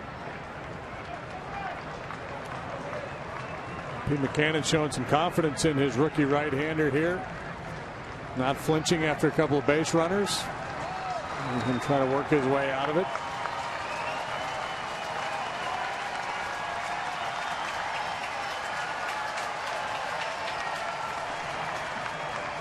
Over 20,000 in the ballpark tonight. 28-13 and making some noise as Rupp will get out to talk with his rookie pitcher before this 0-2.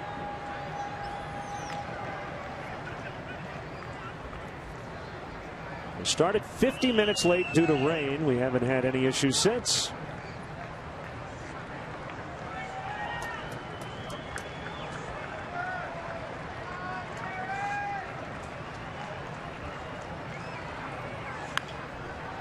Bounce to first. Ruff to Eichhoff, and we will stretch in Philadelphia. Cubs strand a couple, leading 1-0.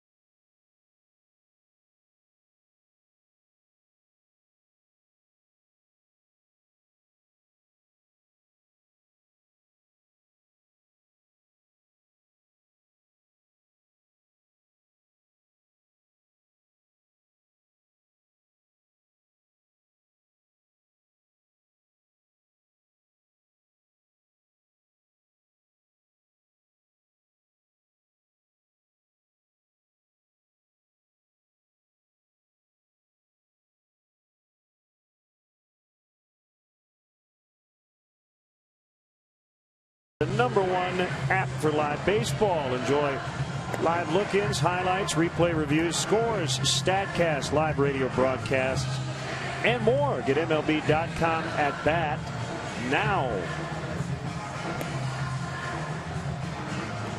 So, Wood, 3 scoreless. Cahill, 3 scoreless without a base runner.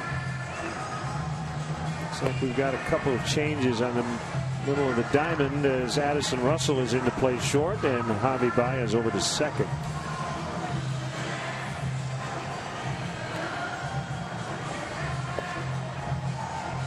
So he didn't start, but he gets into the game.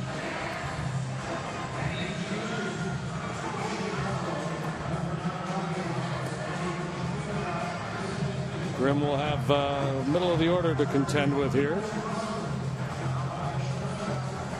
That would be Herrera, Francoeur, and Altair.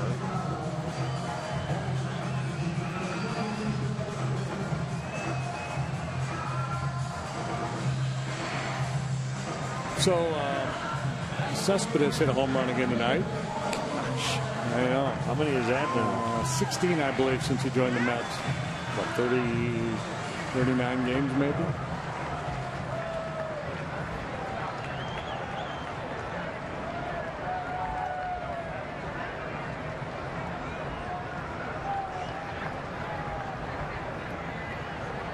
Odubel Herrera.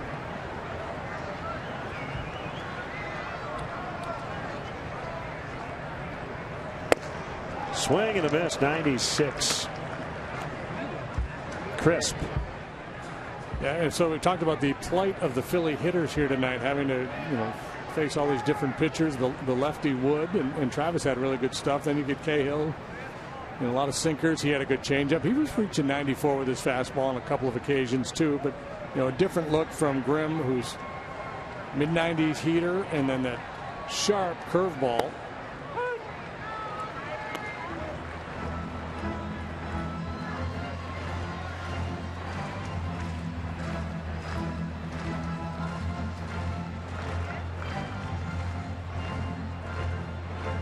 Three hits aside, the Cubs have not issued a walk tonight.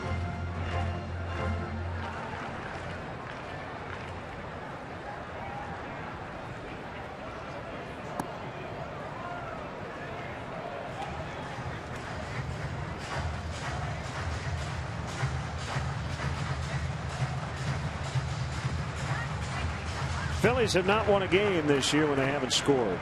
I don't even have to look that one up.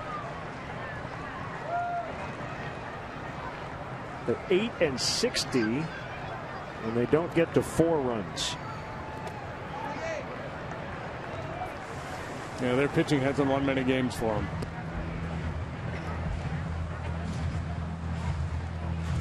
The days of Halladay and Lee and Hamels long gone.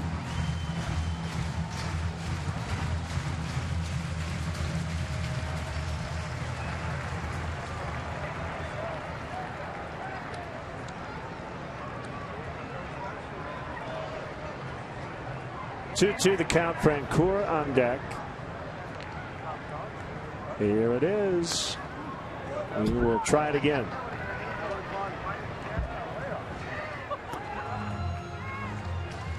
Toronto coming into New York and just putting a beat down on the Yankees. Won game 1 in extra innings, and game 2 of a doubleheader in the Bronx. They now lead 10-4.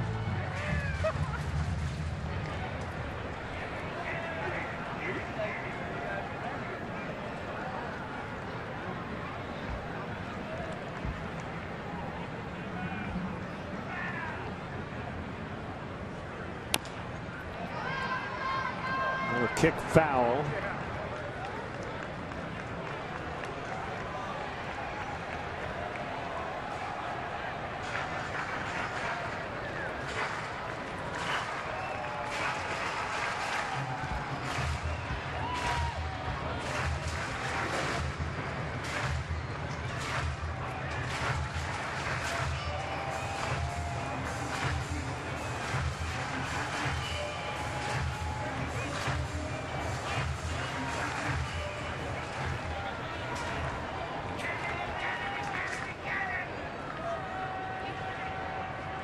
He's been middle in so far. Now they're going to try to run one away from him. Good pitch. 97 off the outside corner, and a good take by Herrera. A pretty good idea. He won 2 batting championships in the last year, Double-A Texas League last year, and then the Venezuelan Winter League. He also was the batting champion there. He's got some style. He was telling Ryan Blackney that pitch was outside, in case you were wondering. Yeah. Montero's probably lobbying for it, and Herrera's going to say, no, no, no. Late. An old emergency swing just to give himself another shot.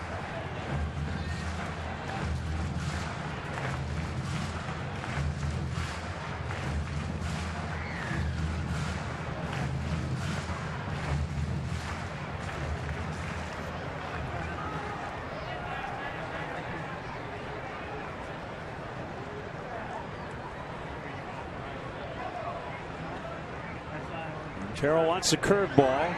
Grimm agrees. Swing and a miss. It worked.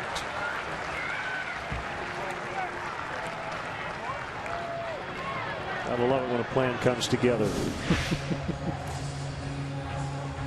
It was up, but it worked. It's just the off-speed nature of it. Had him out in front. Herrera on his way back kind of turned around, looked. I don't know if somebody was yelling at him from the Cubs dugout. Something got his attention. Maybe Joe was asking him if he wants a cup of coffee. So Joe's got a cup of Joe. The top step.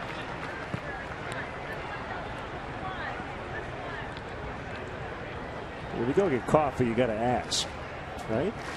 Anybody want a cup? Anybody want a cup? Yeah.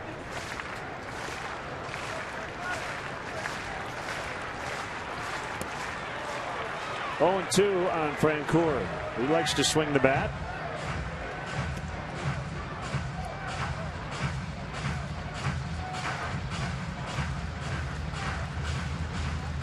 Francoeur, more big league time this year than he's had in a couple of seasons. Getting regular playing time here with the Phillies. Spent most of last year, just about all of last year in the minor leagues. Had some big home runs for the Phillies earlier this year. He's hit 12 total. Chased that one. There's strike 3. You know what this performance has kind of looked like tonight? Looked a little Jake Arrieta-like. The fact that we've seen 3 Cub pitchers, notwithstanding, 10 strikeouts, no walks, and we're in the 7th on 3 hits.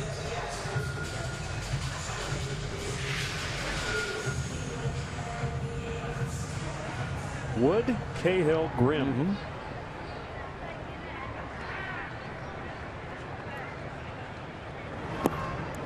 Yeah, and we talked earlier about the advantages, or I guess the disadvantages for the hitters having to face a team that's going with the Johnny Holstaff approach, where you're having to face different pitchers each at bat.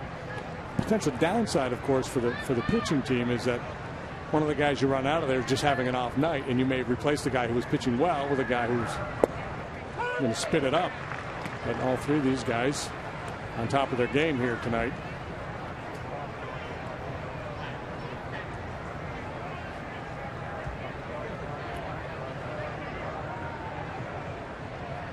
One and 1 to Altair. It's low. It's 2-1. I'm sure the hope for Joe Madden was, hey, we are up against this rookie pitcher. Hopefully we can do some damage, get a nice lead, and then he could finish the game off with some of the other guys out in the pen that haven't had a lot of work lately, as opposed to Strop and Rondon, but that clearly is not going to be the case.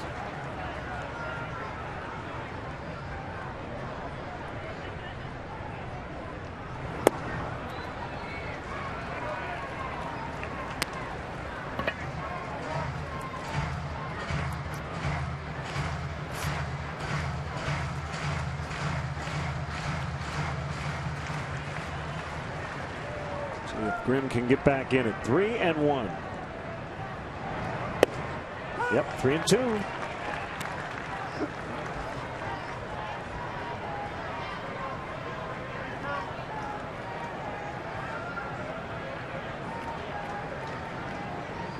This is where the scouting report will pay off. What do you finish him off with? Can you throw the breaking ball out of the zone and get him to chase?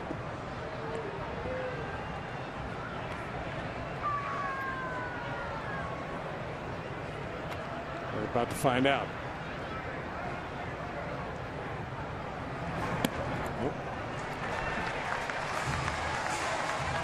First walk issued by a Cub pitcher, and it'll bring up Blanco.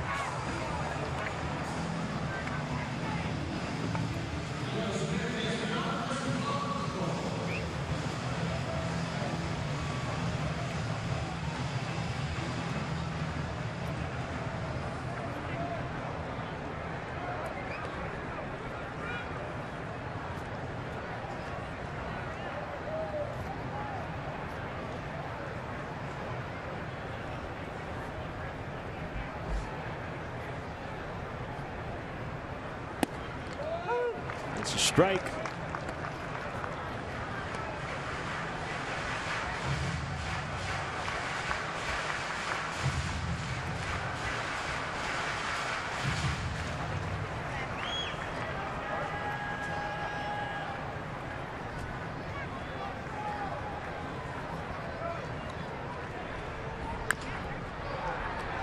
Rizzo will get it. Little bobble. Everybody's safe. I think he was thinking about what would have been an awkward angle, as he probably would have had to spin to throw to Grimm, and then he just botched it. So an error keeps the inning alive. Trying to position himself to turn all the way around to make that throw, and in so doing, not able to snag the baseball.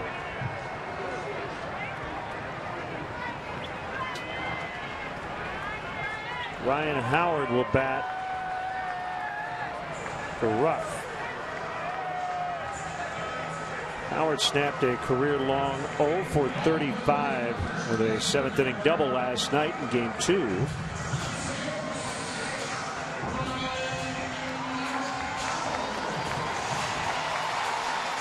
Fazio is going to come out with the game plan here against big Ryan Howard. He's 1 out of 10 as a pinch hitter.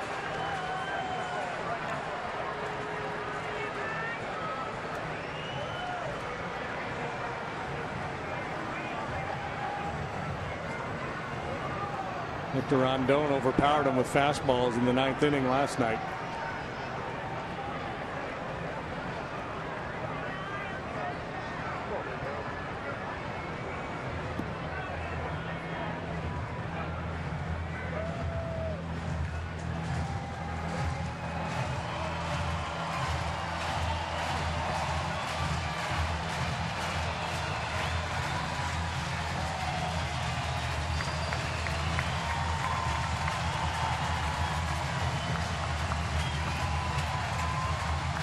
So 2 on, 2 down.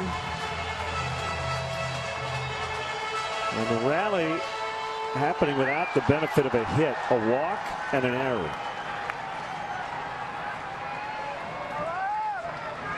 Altair, the tying run, bottom of your screen. He's in scoring position. Only the second Philly to get into scoring position, and they're going to tie it. Here comes Altair. Blanco on his way to third. He's going to be stopped. It's a double for Ryan Howard off the bench. He ties it at 1. It's 1-1 here in the 7th. That time Howard ready for the fastball. Elevated fastball at 95 miles an hour, and Howard able to get the head out in front of it. Well, leaked. Man back over the middle of the plate. It'll be an unearned run. In on the hands, I don't think he gets to it.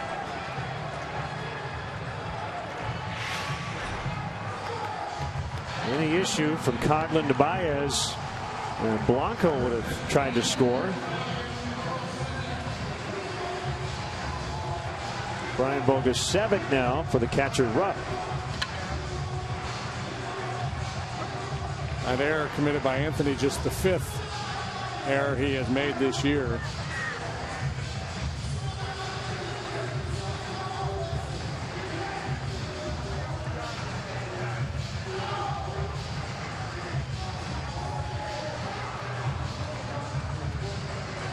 Cubs had pitched and played such a clean game. First walk of the game, and then the air comes behind it. Howard with the clutch hit.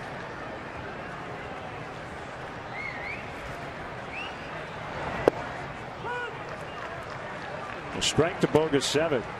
Single here to the outfield, scores 2. Probably. Ryan Howard doesn't run that well, but with 2 outs, he should be able to get a pretty good jump. Go ahead run is Blanco. He's at third. So Montero has to be on high alert for anything that might get by him. And especially the grim curveball ends up in the dirt a lot by design. Sometimes that's, even if you call it and you know it's coming, sometimes it can be a tough pitch to block.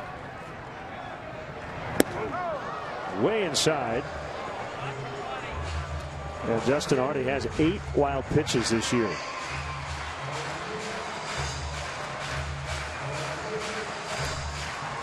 A little extra fur on that one at 97.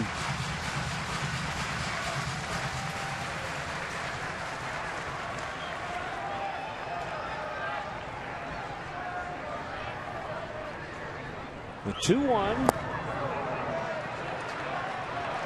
3-1.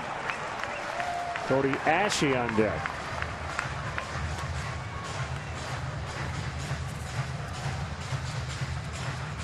Bogusevic, AAA this year, a .296 hitter with 12 home runs.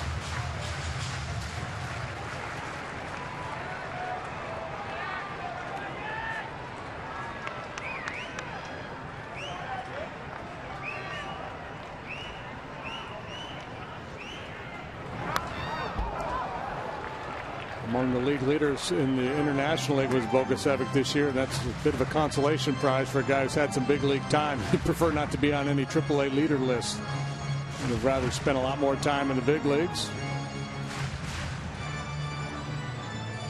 That double, by the way, for Ryan Howard is 643rd career extra base hit. He's tied with Chuck Klein for 4th on the all-time franchise list. 3-2 pitch. Wide for ball 4. 4th straight Philly to reach here with 2 outs.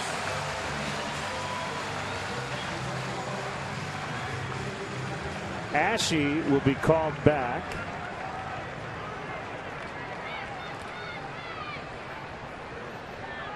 I think he went back into the dugout. And it will be Darnell Sweeney, switch hitter instead.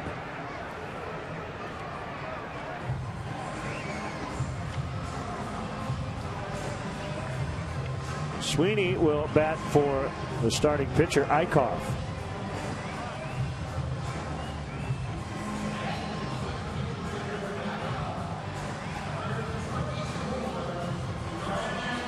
And Sweeney, a switch hitter. Over from the Dodgers in the Chase Utley deal.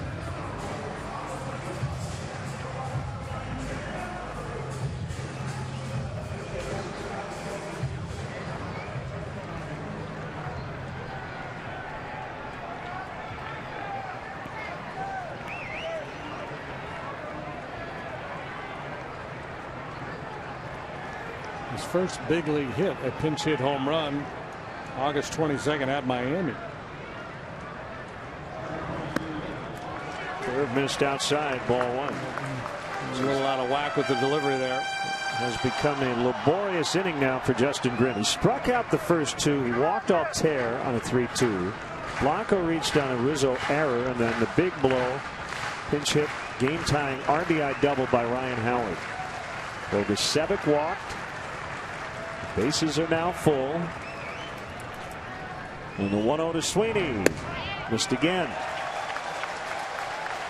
And Montero, Justin's a little head up out there right now. Montero trying to get him to back off a little bit and slow down.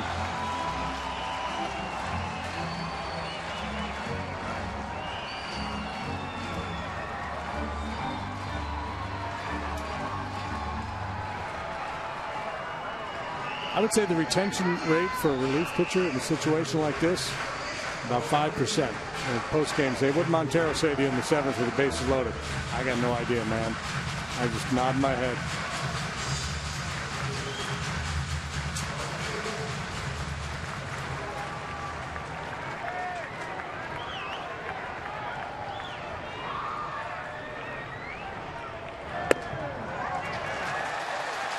Three balls, no strikes. Might be a take two here for Sweeney. Bases loaded.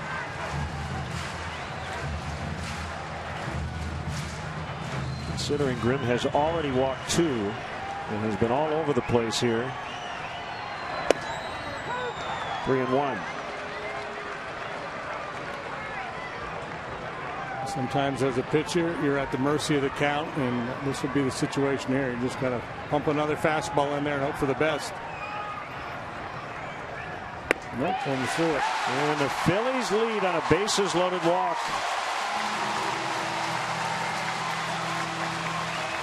That conversation we had a little while ago about the potential downside of a night like this is somebody comes out and just doesn't have their A game. It appeared that he did. 2 strikeouts to get things started, and then things just came unraveled for Justin. I'm sure he'd love to have that 3-2 pitch to Altair back. That was the start of it, and obviously the error didn't help. Yeah, these runs will be unearned, but they do count, and it's 2-1 Phillies.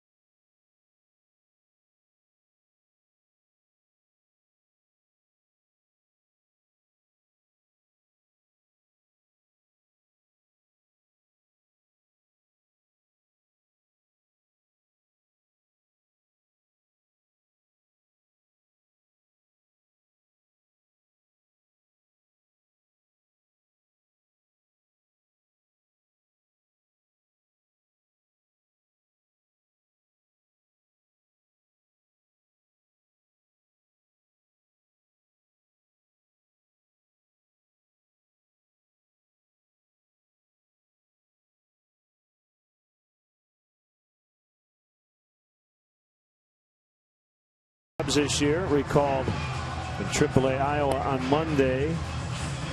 This will be 29th appearance. Missed a bunch of time middle of the year with left shoulder inflammation. Out of action from June 17th through August 14th. And at times control can be a bit of an issue for Zach. Can ill afford another walk here with the bases loaded.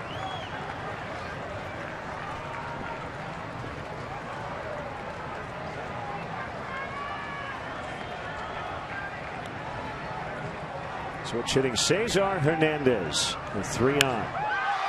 Base hit. 2 will score at least. Howard is in. Bogusevic scores. Sweeney safe. They busted it wide open. It's 5-1. Hernandez just cleared the bases.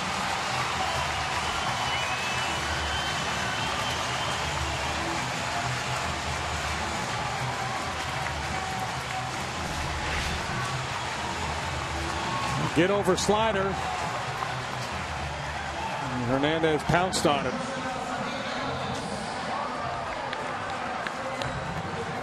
All these runs charged to Justin Grimm, all unearned. 9th batter of the inning, Galvis. And the first 2 batters struck out. Walk, error, double. Walk, walk, double. And 5 runs in.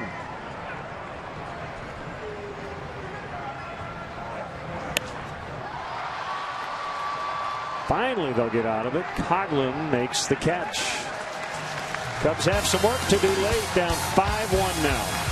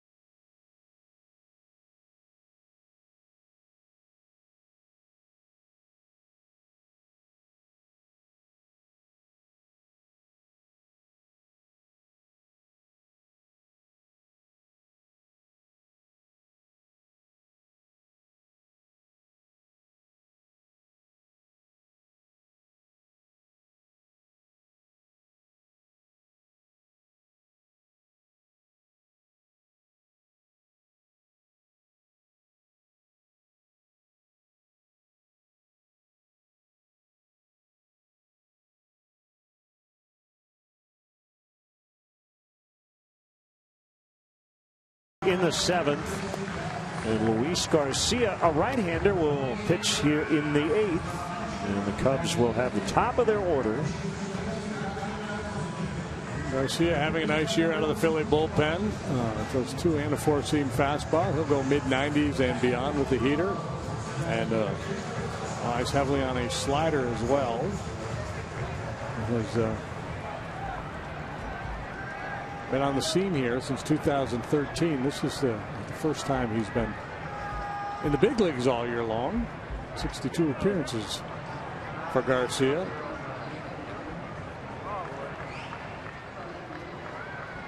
.28 years old, the 6'3" righty to Fowler, and a ground ball toward right. On for the 3rd time.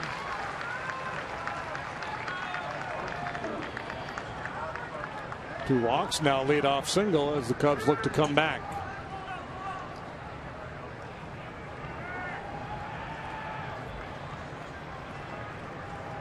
Schwarber homered in the 3rd. Cubs did not have another hit until Montero singled in the 7th. There's Tommy Hunter up in the Cubs bullpen.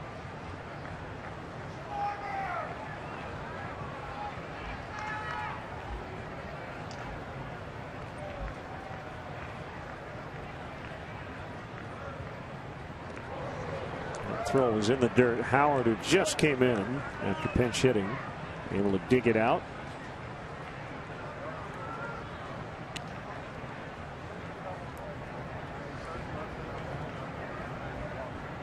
Luis Garcia was traded once for Ronnie Belliard,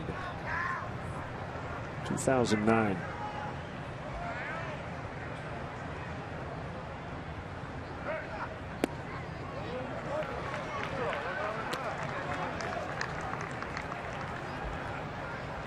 One ball, no strikes. And minor league time with the Dodgers and then the Nationals before joining the Phillies organization. You know, Ronnie Belliard is only 40. Where is Ronnie Belliard? Well, his last big league season was 2010, but it just sounds like a name from the way past, and it wasn't that long ago. He was still in the big leagues.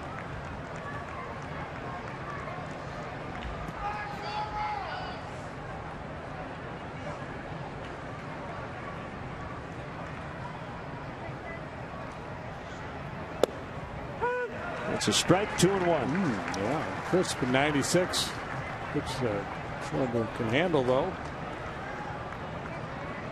Taking a patient approach, down 4 runs.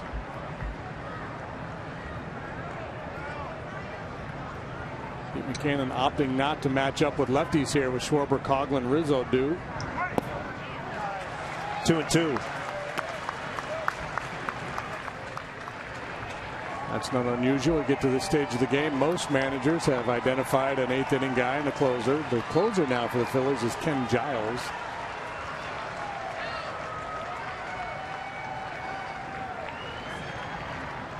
Took over with the trade of Jonathan Papelbon to the Nationals.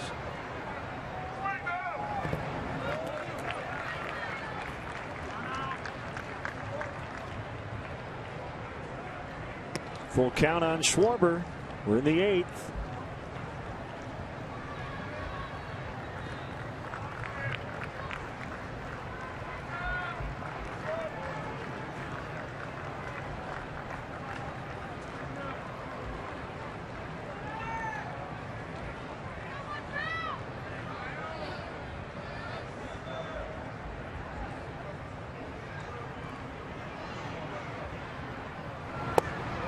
Ball 4. Good start.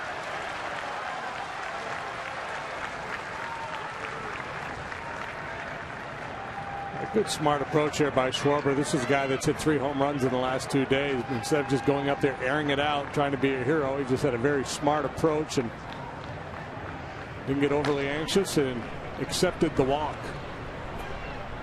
There's Giles. McClure, the pitching coach, up to the mound.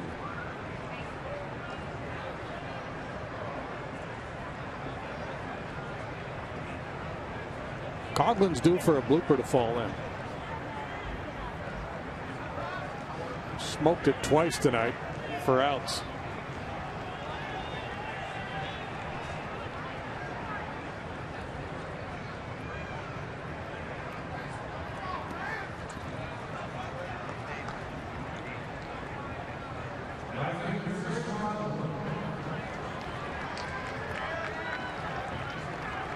Well, the way baseball works, how about he just breaks his bat? Yeah. And he just parachutes one over the shortstop. That'll work.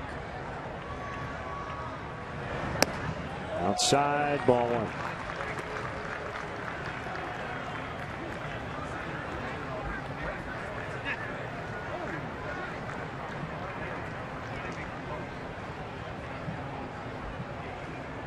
It's over in Pittsburgh. Pirates crushed the Brewers 10-2.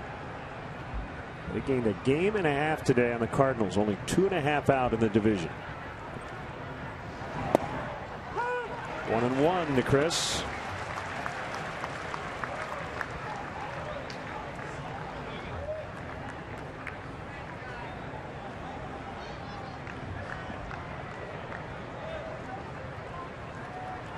Cubs' magic number to grab a playoff spot, 13 with 22 games to go, including this one. Bounced foul. Giants lead 4-0 at home over the Padres. They're in the middle of the 5th there.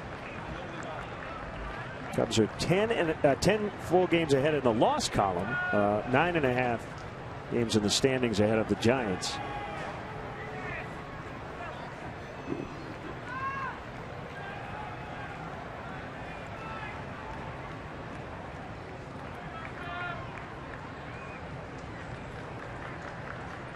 One-two from Garcia, pulled fair ball, right field corner. Fowler's going to score.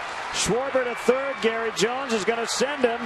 Coghlan will stop at second. That's a 2-run double. It's 5-3, and there are no outs.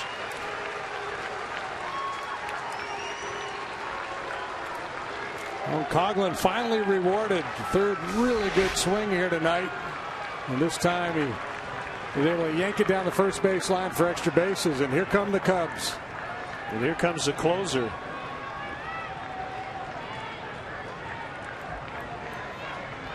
Pete Buchanan is going to go with his fireballing righty. And he may ask him to get the final 6 outs. Rizzo coming up as the tying run. 5-3 in the 8th.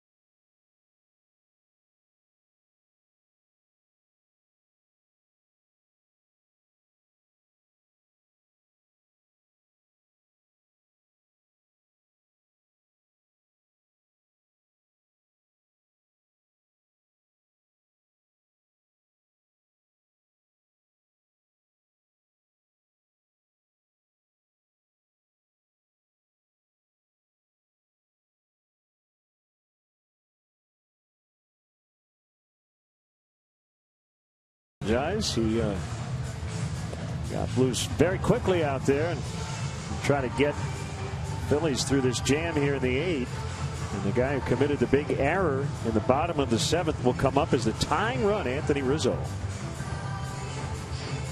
The beautiful thing, the opportunity for redemption.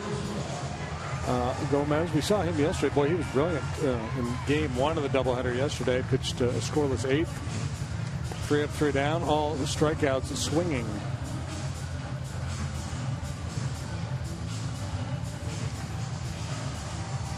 Former starting pitcher, and he's got a starting pitcher's repertoire: fastball, breaking ball, good slider, changeup.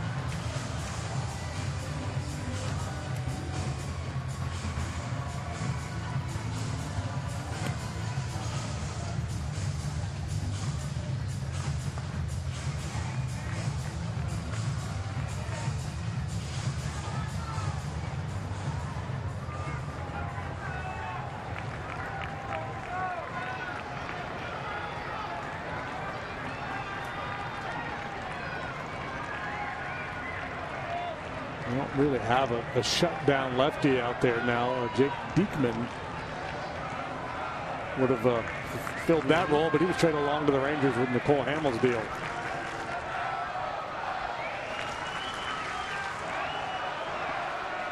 Coghlan at second, 2 runs in, and Rizzo fouls away. I would imagine Pete Maccannon's watching this confrontation with one eye closed. This is scary stuff for the Philly manager with Gomez out there. He's good, but Rizzo in there. And it's been a frustrating night for Anthony. Popped up the first 2 times, just missed pitches, skied the ball. And then the punch out has committed the error.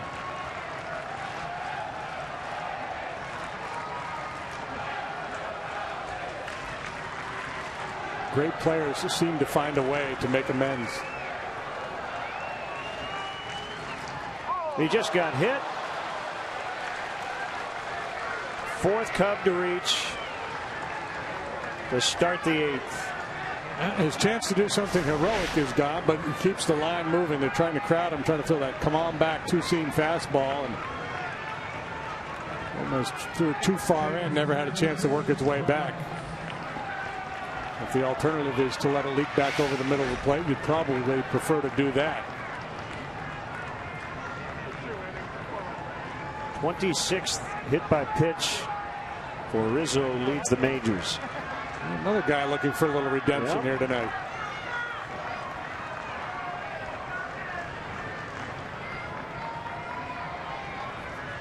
Three at bats, 3 strikeouts. And did that hit him? Yeah, fouled off his leg. Okay, fouled it off himself. Let's get some real good movement on this 2-seamer. see that very often, a foul off the upper leg above the knee. Yeah. Stung.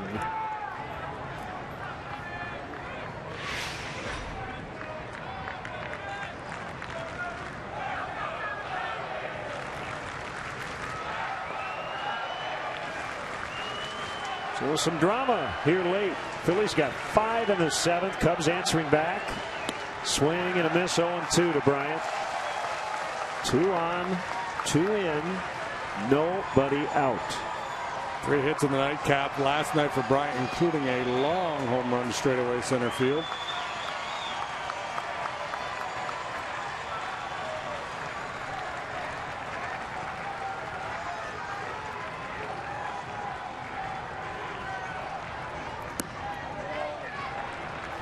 Go to second.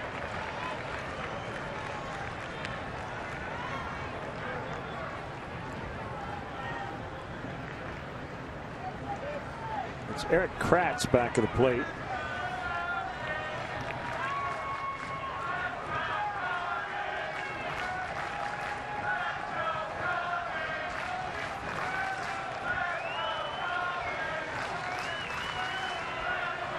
One and 2.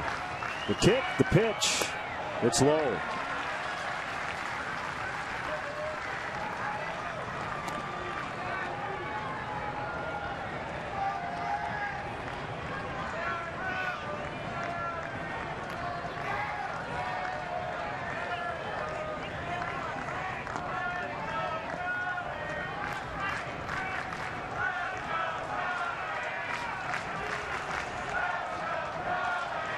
Gomez set. 2-2. It's full. Feels very good. Going from 0-2 to 3-2. Yeah, I think the longer he's in the league, the more pitchers are going to realize they have to press their advantage early. Get the jump on him. Maybe take one shot out of the zone, but once you get to 1 and 2, if you keep nibbling, he's going to keep taking.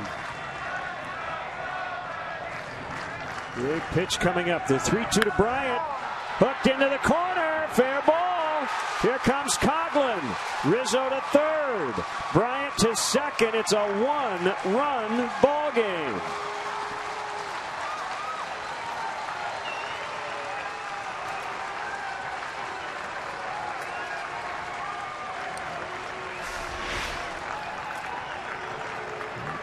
Breaking pitch backed up on Gomez. It's off the plate inside, and Bryant able to get those hands pulled in and barrel that one up.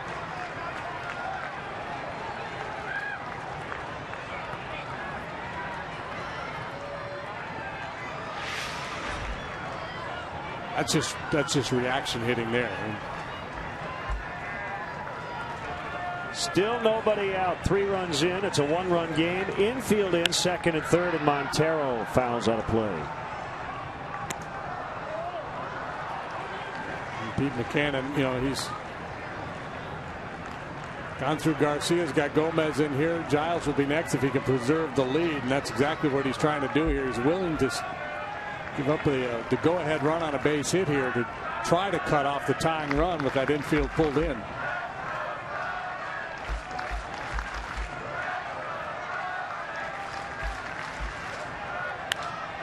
That'll get it done. That's going to be a 2-for-1. Herrera makes the catch. Both guys tag. And we're tied on a sac fly by Miguel Montero. Bryant now the go-ahead run is at third with 1 out. How about that answer? Wow, that is impressive.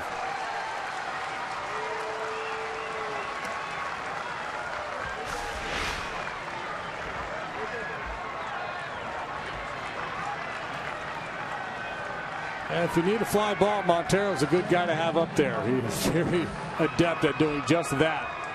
Staying behind the ball, getting good lift.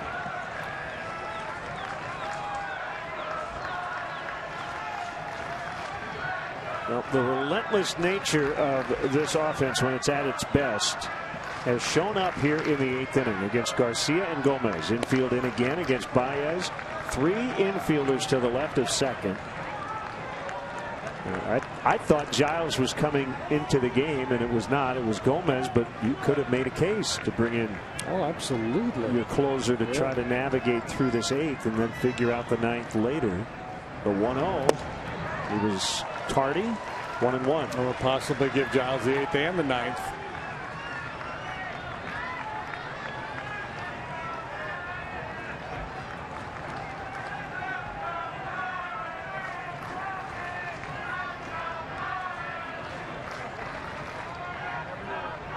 Here's a pitch. Low and in. This is where contact is paramount. And we know Baez can strike out. His strikeout rate very early on has gone way down from last year. He has punched out twice tonight. He singled in the 7th. The 2-1. On the ground. Here comes Bryant. Throw to the plate. Out, and I think he may have gotten in. The tag was high. We'll find out.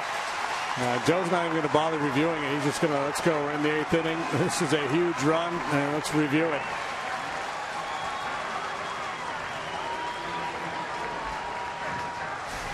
Let's see.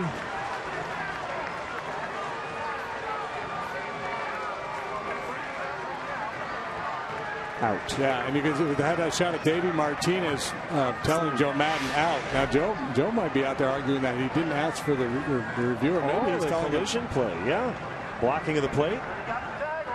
Maybe Forsythe technology replay review. So yeah, even if he was out and it appeared as though he was, let's find out if Kratz was in the proper position. And I think this is the play that Joe would tell you he hates this play. The fact that this is a rule where this could be deemed safe because of the collision rule and blocking the play. But at the same time, if it is a rule and you're the manager, you're going to press for it. Was there a lane for Chris Bryant? And it's hard to tell. Early on, perhaps there was, but as the ball is being delivered, clearly there was not.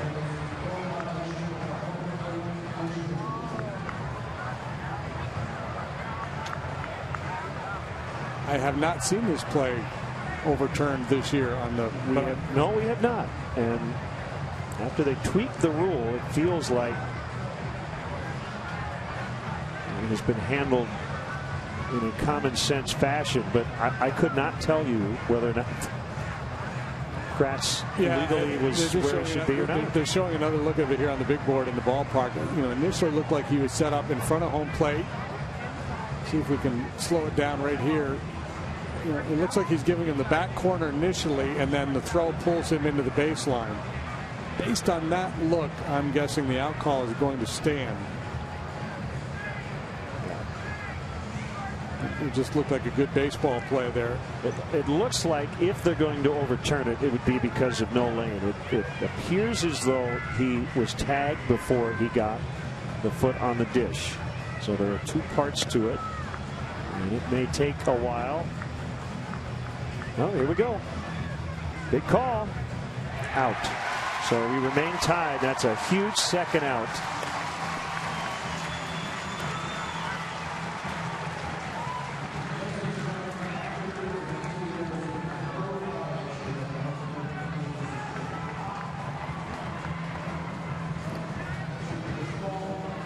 And that will be it for Gomez.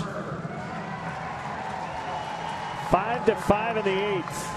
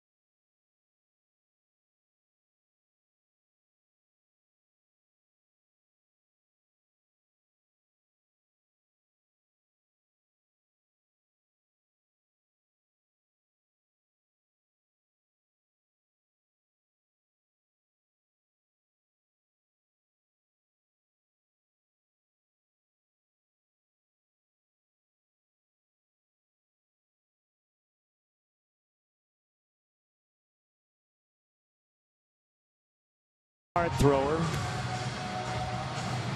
And he'll try to keep this game tied. Yeah, having a very nice year. He has a 1.48 ERA, 12 out of 15 in save opportunities. And last year in a setup role,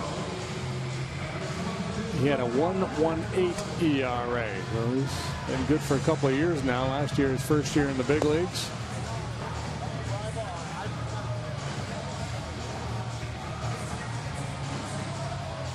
It feels like, with a collision rule in the lane, that the catchers have figured it out. And as you say, we have not seen someone get it clearly be in a lane this year. But there is a gray area there, and I think common sense has kind of finally taken over on that play. Well, I think a lot of it too is base runners have stopped hitting catchers, so there's been less controversy. Right. Strike on Russell. Every once in a great while, you'll see a guy go in, you know, and he has a right to. If the catcher's in the baseline, you can plow him over.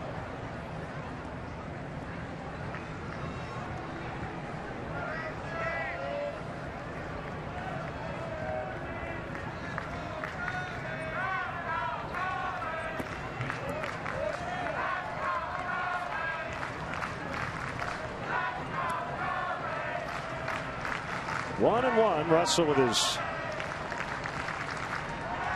first plate appearance just came in to play short in the bottom of the seventh.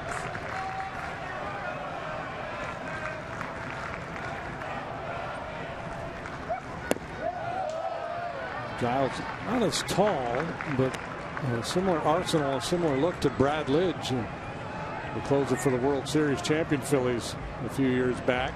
Got that sharp downward breaking slider and mid to upper 90s fastball. Even rocking the goatee. Swing and a miss.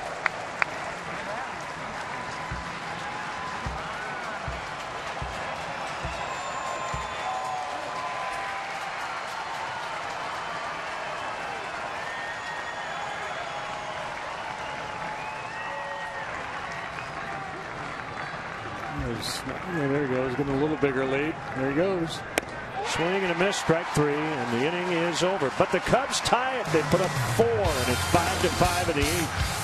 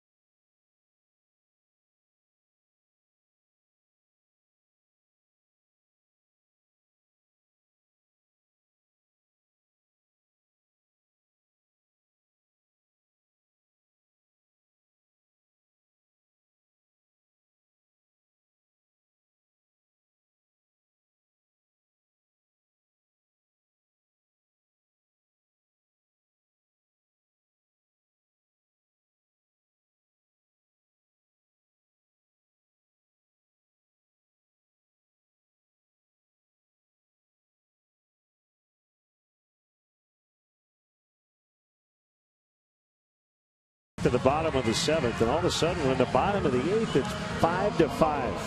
It's a 5-5 pitchers duel. A weird game. Pitching dominated this game until the bottom half of the 7th. Well, here comes Strop for the 68th time. 2 up, 6 down, 3.20 the ERA.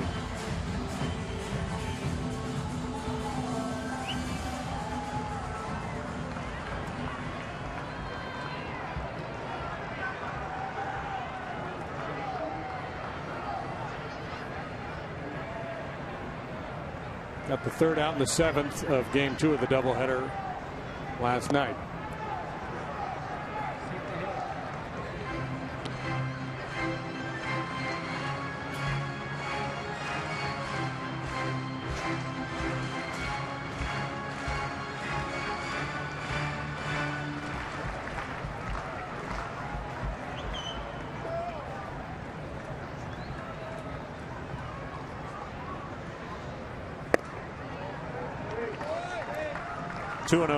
Walk's a big problem for Grimm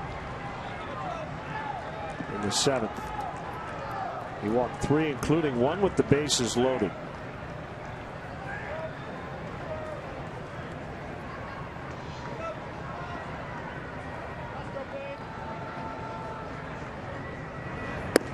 Outside again. 3-0. Strike. And been fighting his command lately too. And it's not just the walks, but it's the fact that you're putting yourself in deep counts, putting yourself in hitters counts, and having to give in.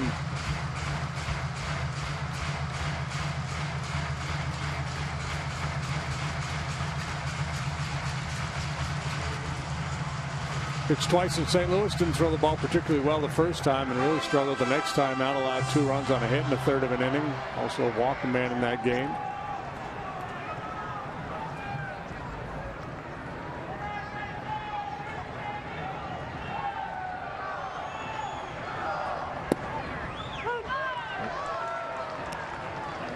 In her 3rd. Yeah, this is a pretty theatrical matchup here. Strop and Herrera. Herrera and Strop.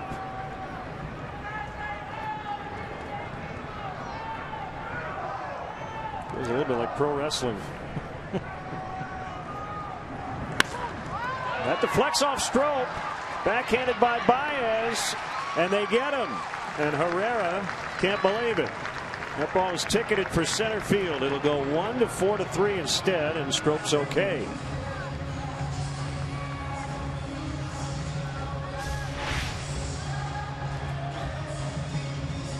That little kick save deflected over the Baez, and very smooth play to get Herrera.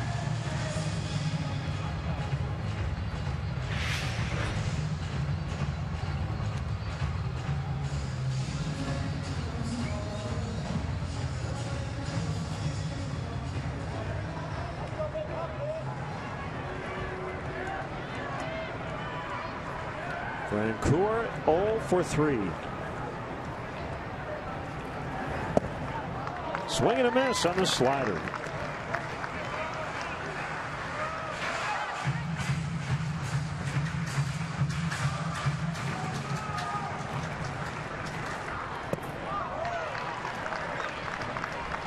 Vancouver, the last couple of bats, he has been in swing mode.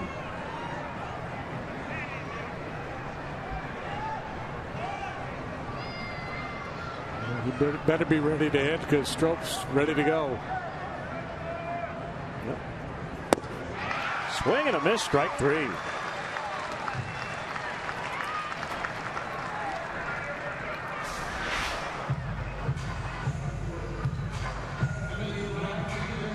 No need to throw him a strike.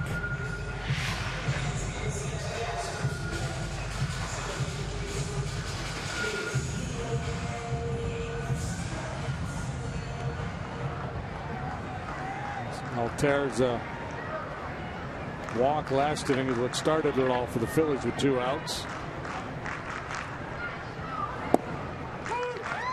Slider strike, bottom part of the zone. 5 to 5, bottom of the 8th.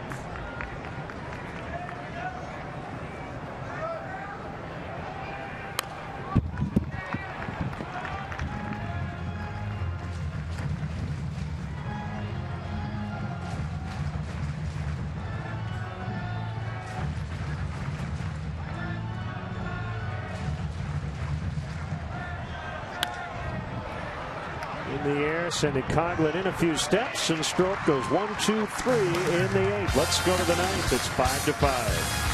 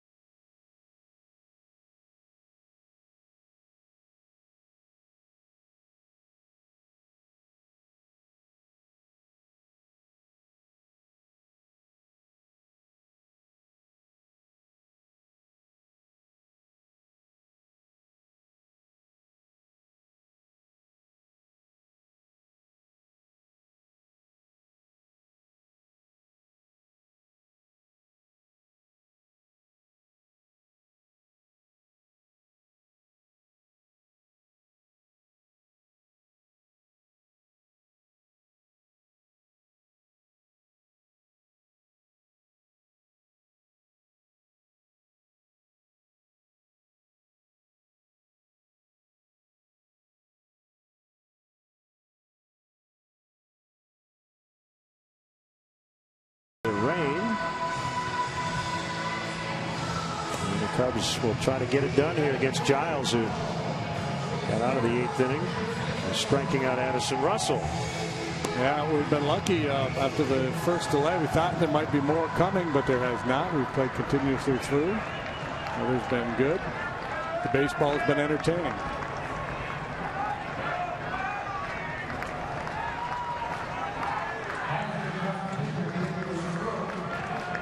Austin Jackson for Stroke.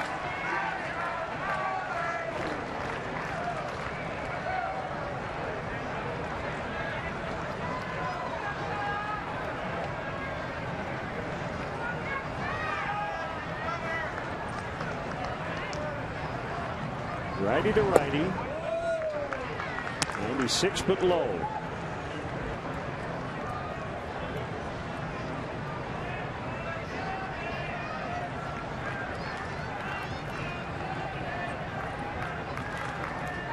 Madison Bumgarner, perfect game through 6 innings against the Padres tonight.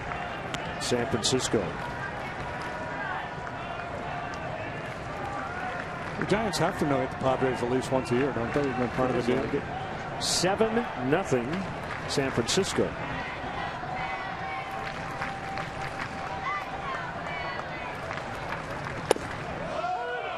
Two and one. Interestingly, the Phillies not really in a no doubles defense here for Jackson.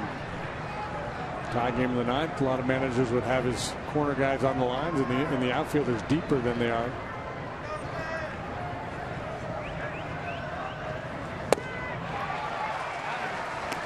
McCannon's thinking might be, well, if I play deep and he dumps a single in front of my outfielders, he's maybe going to steal second base anyway.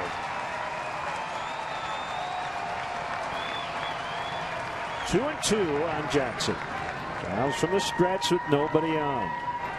Got back-to-back sliders to finish him off.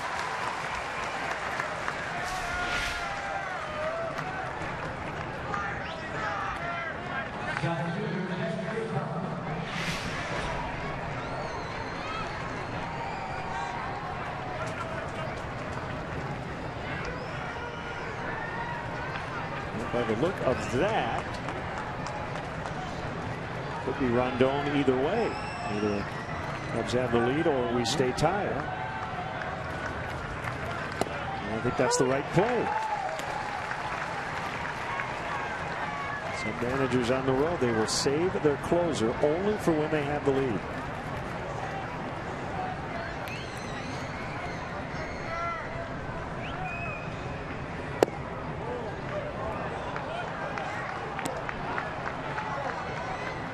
A lot depends on who's left out there and the amount of confidence you have in those remaining arms, too. The manager makes that decision to pull the trigger and use his closer in a tie game. And I suppose looking at the other team's bullpen, and if you can just get through an inning or two, you feel like you can kind of win that. This is going to be it for Giles here. You have to figure. Fowler has been right in the middle of a bunch of run-scoring rallies here lately. Doing what every good leadoff hitter does. 3 times in this series, 1 in each game, he's had a hit to start a run-scoring rally. Twice with 2 outs in the doubleheader, and then the single to begin the 4-run 8th tonight.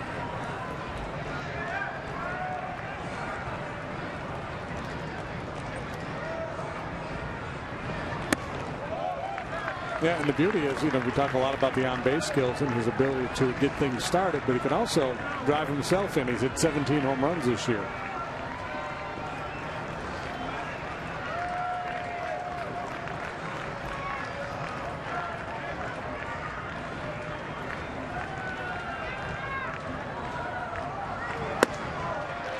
Ball 4. Third walk he's taken.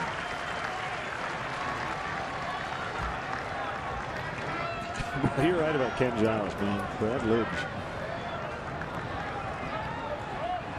throws harder than Lidge did, but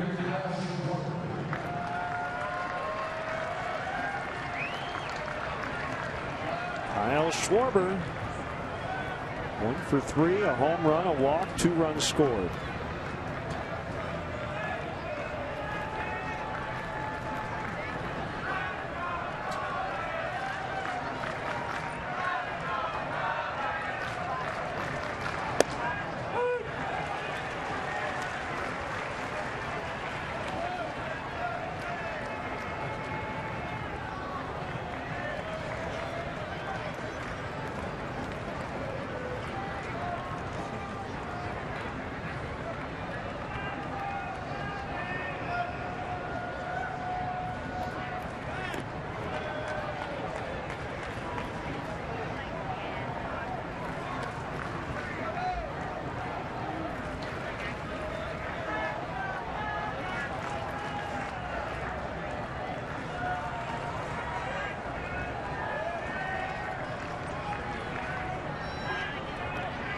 Dexter stole a base back in the 6th.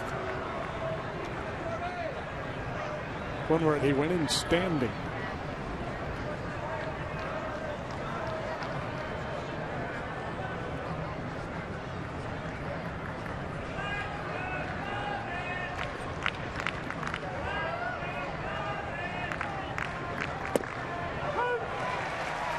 Nothing in 2.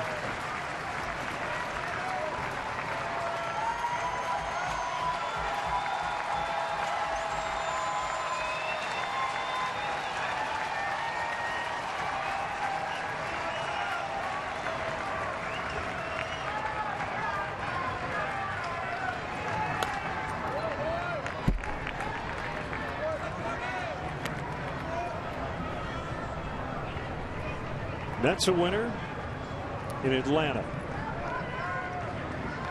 Feels like the East is all over but the shouting, doesn't it? 6-4. They got 2 in the 9th to win it. They're 9.5 ahead of the fading Nationals. They've won 6 straight. Washington's dropped 5 in a row, and this one popped to right, foul, out of play.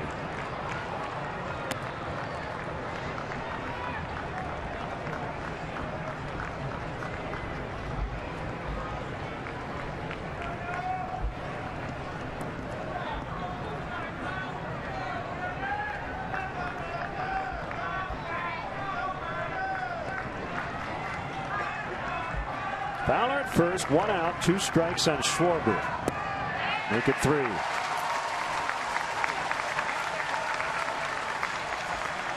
High slide ball.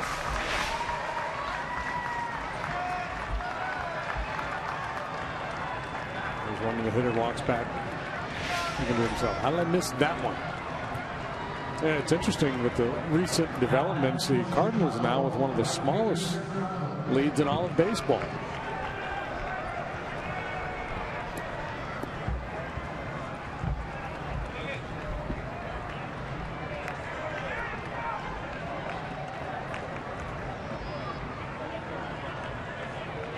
Coghlan with a huge 2-run double in the 8th, and he pops it up.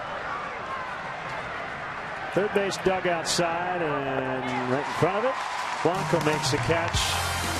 And we go to the bottom of the ninth, still tied.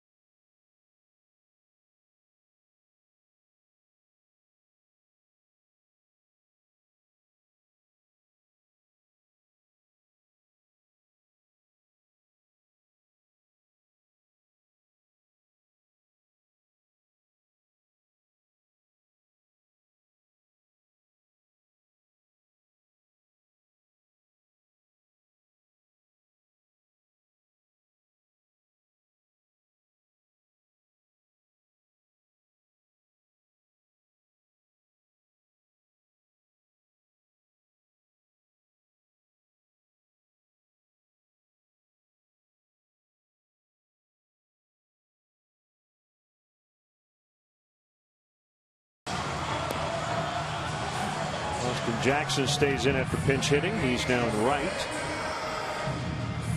Pedro Strop with one scoreless, 3 up, 3 down, had a strikeout. Hector Rondon for the 65th time. Picked up save number 28 in the ball game last night. He's failed on 4 occasions. And had a strikeout per inning. He's minimized the walks.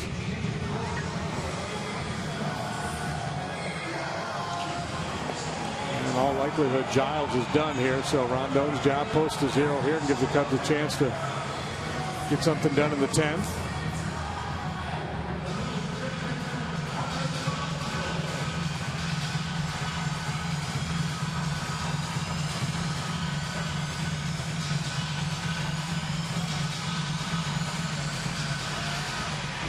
Blanco, Howard, and Kratz due for the Phillies.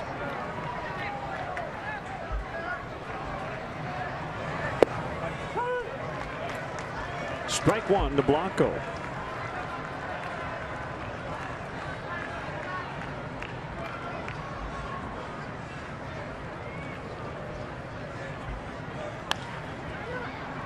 It's foul to first.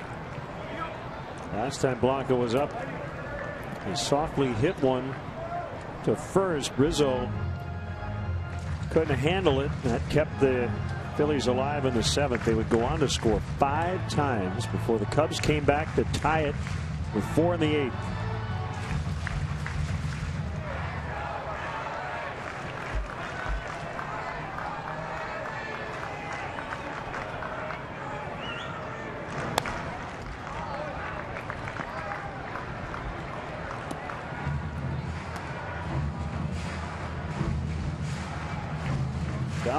Hinojosa is up in the home bullpen.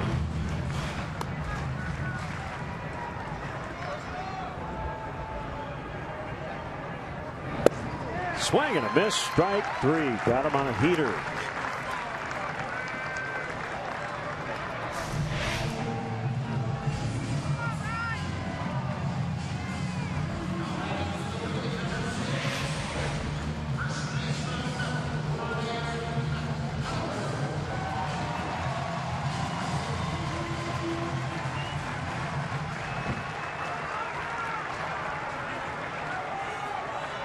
Howard, a game tying RBI double off the bench in the 7th. High fly left field. Schwarber was very deep, so he's got a long run. He gets there. 2 outs.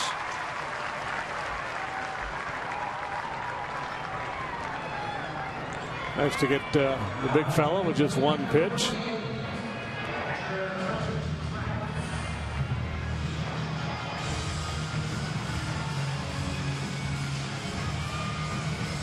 First trip to the plate for Kratz tonight.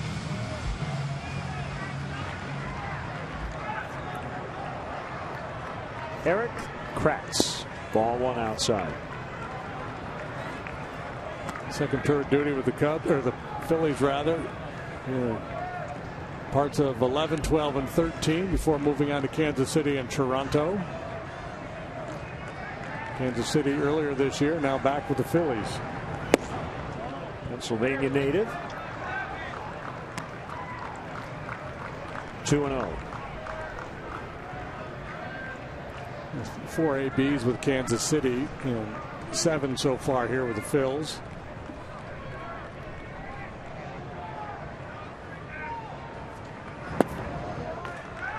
Missed again. 3-0. Cody Ashe in the on-deck circle. He was up earlier and then pulled back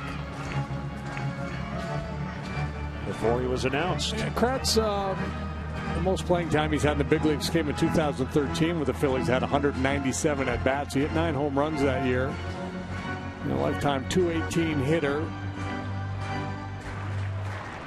He's got a little pop. 23 major league home runs and 499 ABs.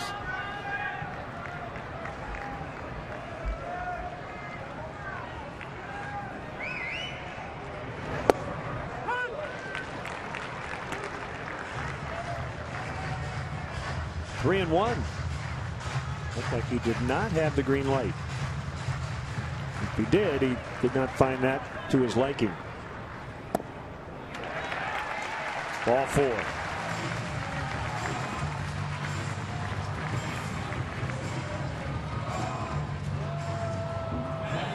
Here is Ashe.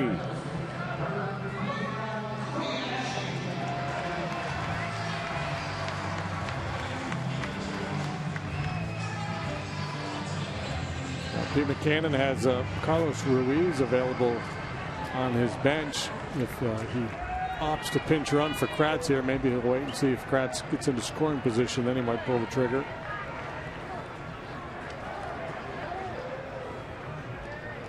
Madison Bumgarner is now through 7 perfect innings against the Padres. That is deep. If it's fair, we're done. Off the pole. Phillies win. 2-run homer, Cody Ashe. They won't have to worry about a pinch runner. Wow. What a wild, crazy ball game. Cubs in control, the pitching so good for most of the night. 1 big inning for the Phils. The Cubs rally, come back to tie it, and just like that, it's over. 7 runs for the Phillies, all coming after 2 were out in an inning. And the Phillies hero ends up being a guy who barely got into the game, but he won it. Cody Ashe, Vinny's Beverage Depot toast of the game. First pitch fastball. Kind of Chase Utley-like with that swing of the bat. So once again, the final score tonight, the Phillies 7 and the Cubs 5. We're back on CSN for first 2 games, day-night doubleheader from Pittsburgh here on CSN. Make sure you join us. Now for JD and our entire crew here in Philadelphia, Len Casper inviting you to stay tuned for Blue Cross Blue Shield Cubs post-game live.